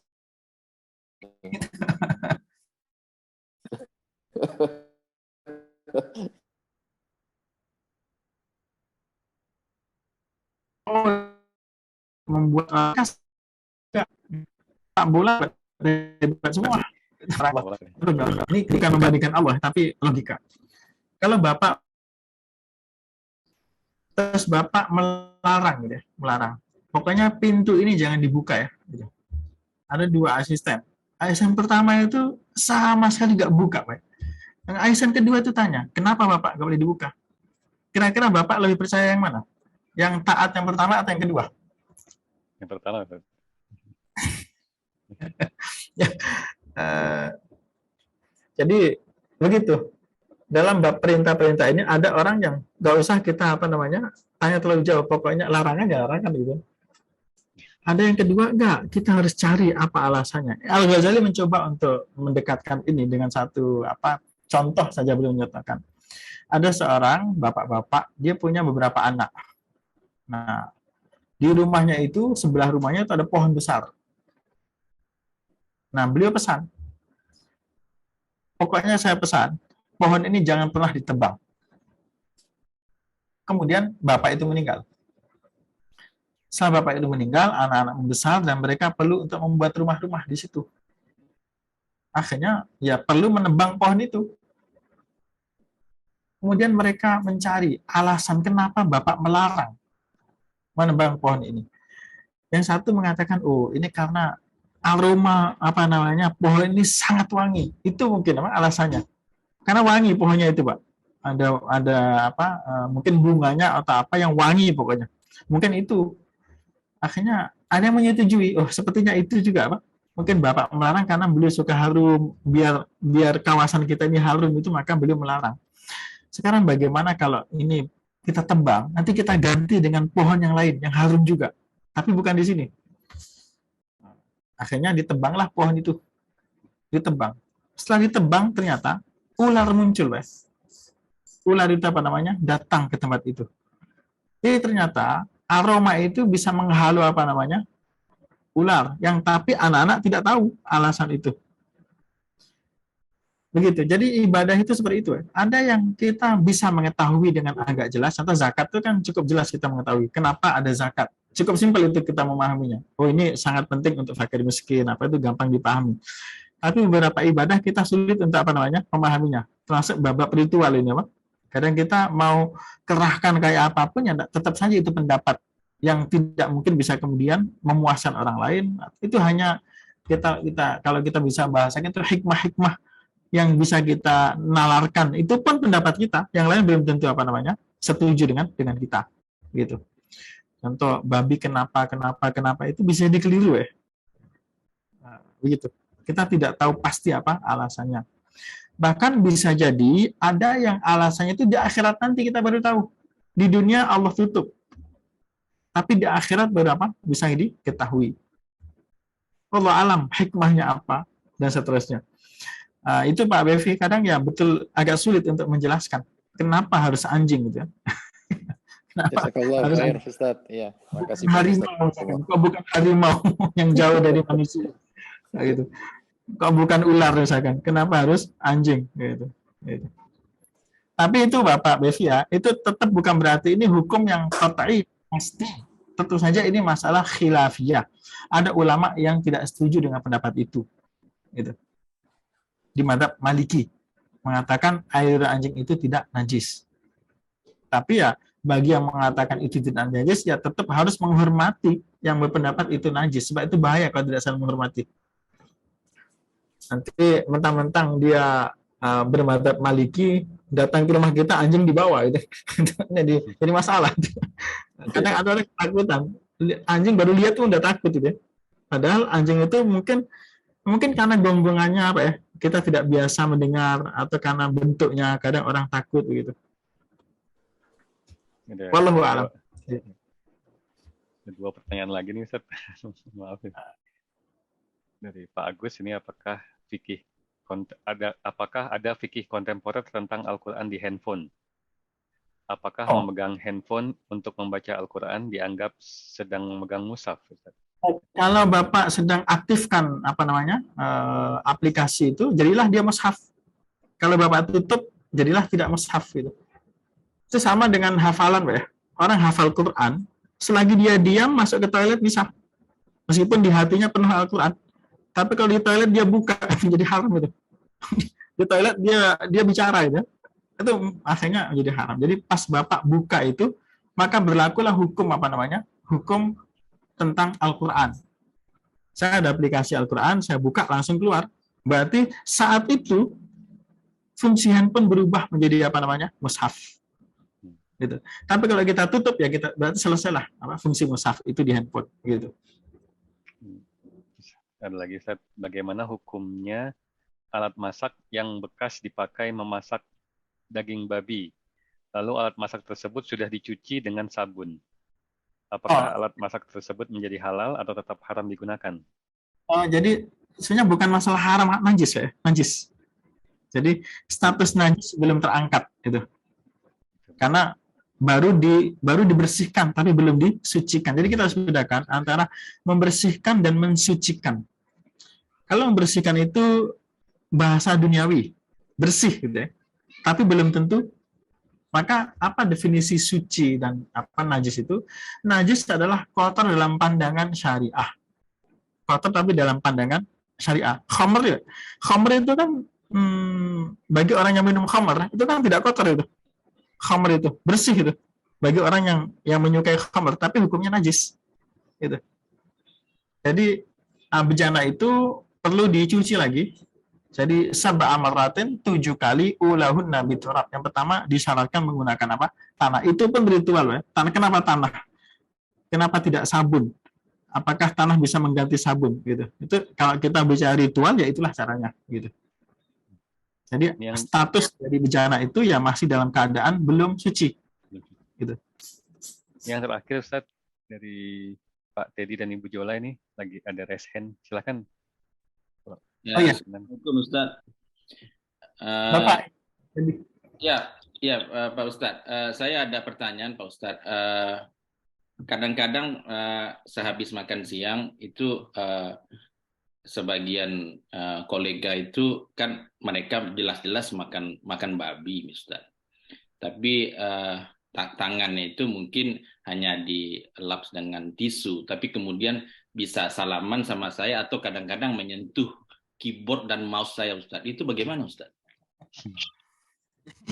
Jadi ya itu Pak sekali kembali ke sama ini. Ini handphone. Kalau Bapak pasti betul, yaitu najis. Kalau Bapak pasti betul, bahwasanya memang betul-betul. Tapi kalau Bapak tidak pasti, hanya dugaan ya, kembali kepada hukum asal. Hukum asal keyboard Bapak adalah suci. Hukum asalnya. Ya sama dengan pegangan di kereta itu ya. Uang yang kita pegang gitu. Selagi kita tidak pasti maka hukum asalnya suci. Bapak di Eropa, uang itu kan dipegang oleh banyak orang yang ya wallahu alam pegang apa saja sebelum itu.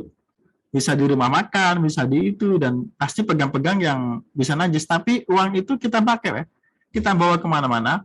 selagi kita tidak yakin itu najis, maka hukum asalnya adalah suci. Tapi kalau kita yakin memang itu ada unsur itu, yakin betul-betul, maka ya ikuti keyakinan itu.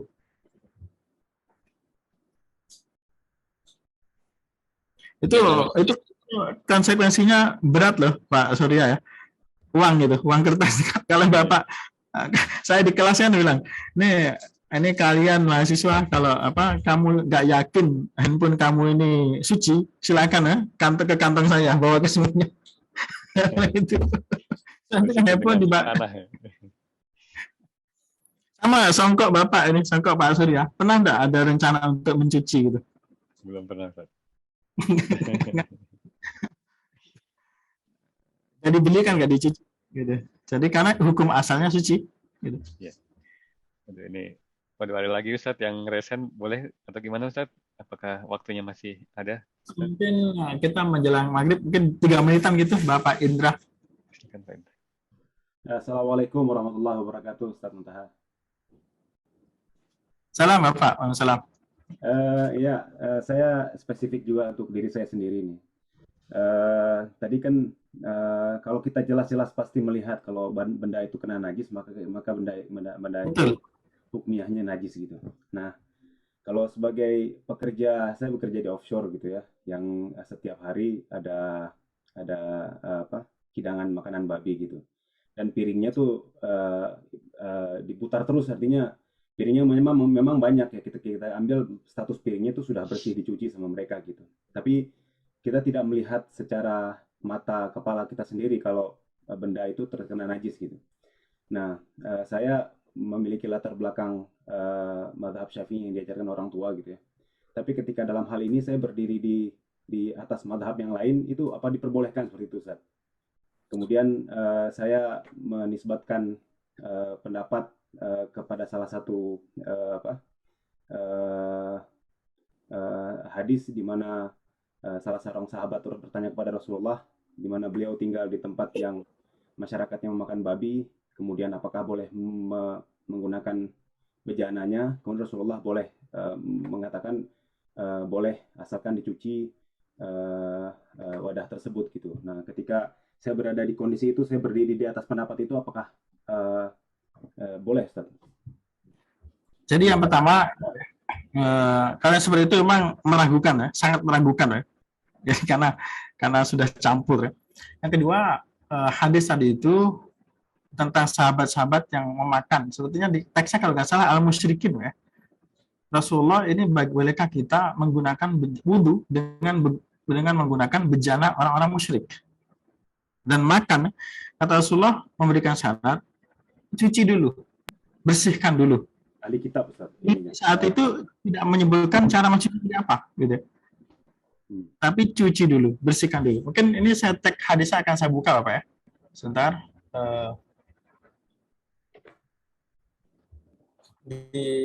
Di Bulughul Maram ada hadis itu. Sebentar.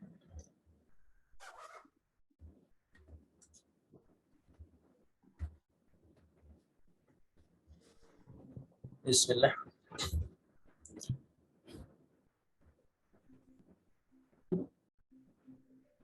Oke.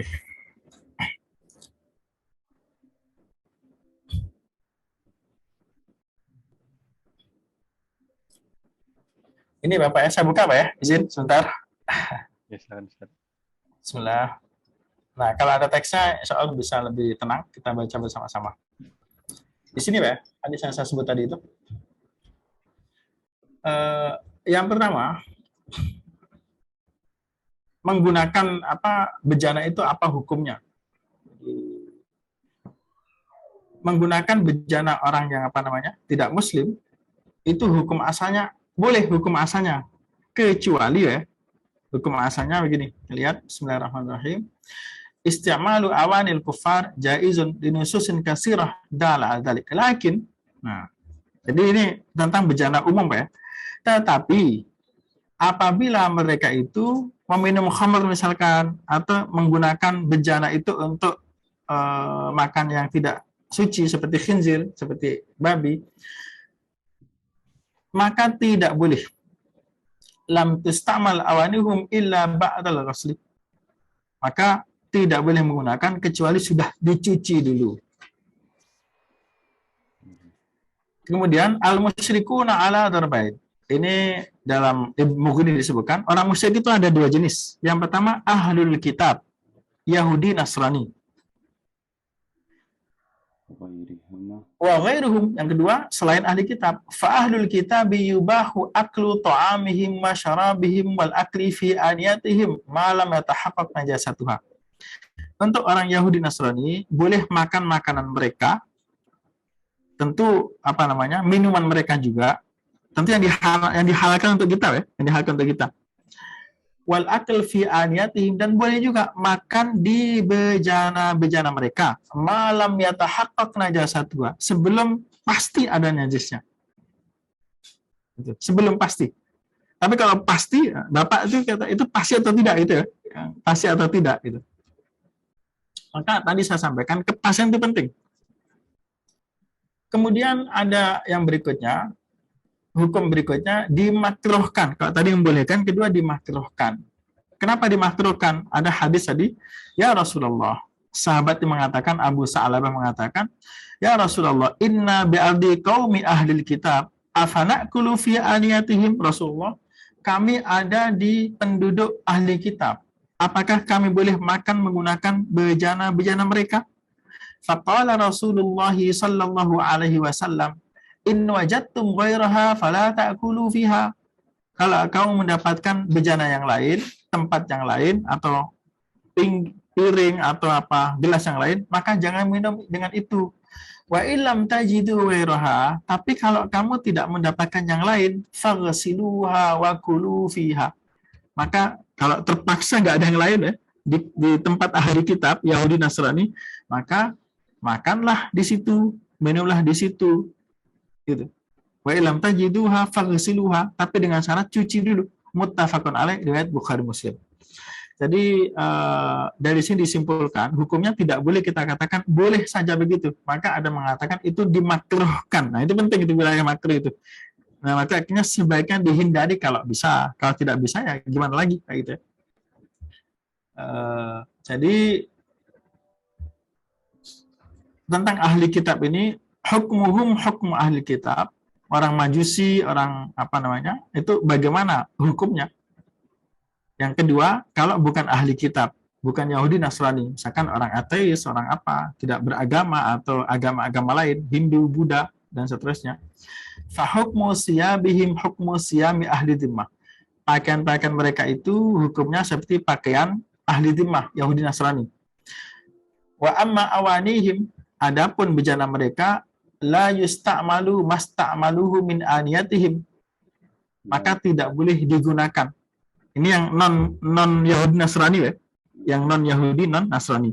Jadi untuk Yahudi Nasrani itu sebetulnya lebih dekat dengan Islam, maka hukumnya pun berbeda. Hukumnya itu agak diringankan. Di Quran di ayat Al-Maidah ayat yang ke-5 itu al-yauma uhilla lakum at-thayyibat wa ta'amul ladzina utul kitaba hillun lakum. Dapat bisa cek nanti di Al-Maidah ayat 5 itu. Nah, sekarang pendapat di mazhab Syafi'i. Imam Nawawi mengatakan annasti'mala awanil musyrikin jaizun la karahata fihi. Menggunakan bejana orang musyrik itu boleh, tidak ada makruhnya, illa in kan yasta'miluha fin najasat, kecuali apabila mereka menggunakannya untuk memakan atau mengkonsumsi yang najis-najis. Fala tusta'malu illa ba'dal ghusl, maka bejana-bejana itu, tempat-tempat itu tidak boleh dipakai kecuali setelah dicuci.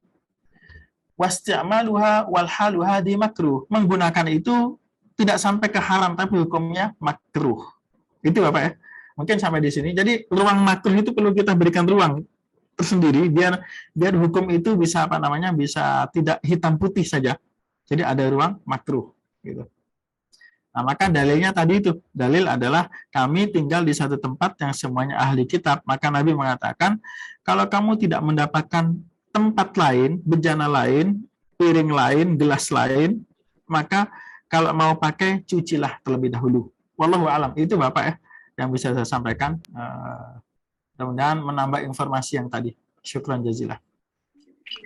Assalamualaikum Ustadz, saya mau nanya satu kata aja ketika dikatakan dicuci. Apakah itu asal katanya disucikan atau itu dicuci seperti kita biasa sekarang gitu? Mencuci itu tidak perlu niat ya. Tidak perlu ada niat khusus, tapi ya ada ritualnya. Contoh misalkan, ini saya tidak akan bahas tentang air liur anjing. Contoh misalkan di tempat ini ada titik najis di sini, Pak. Ini kan najis. Maka najis saya ambil, saya buang, ada bekasnya.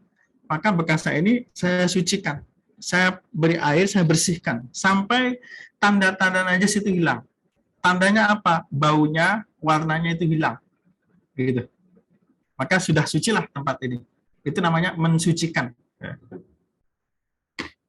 Jadi tanpa niat khusus untuk mensucikan apa? Begitulah yang berlaku juga pada jilatan anjing atau apa. Kalau jilatan anjing yang saat ini jilat ya, pertama kita beri tanah dulu, kemudian kita guyurkan air 1, 2, 3, 4, 5, 6, 7, begitu. Mungkin saya harus akhiri Ustadz karena udah jam udah masuk maghrib ya Ustadz ya. Mohon maaf nih Ustadz. Ini mau salat ini Pak. Iya.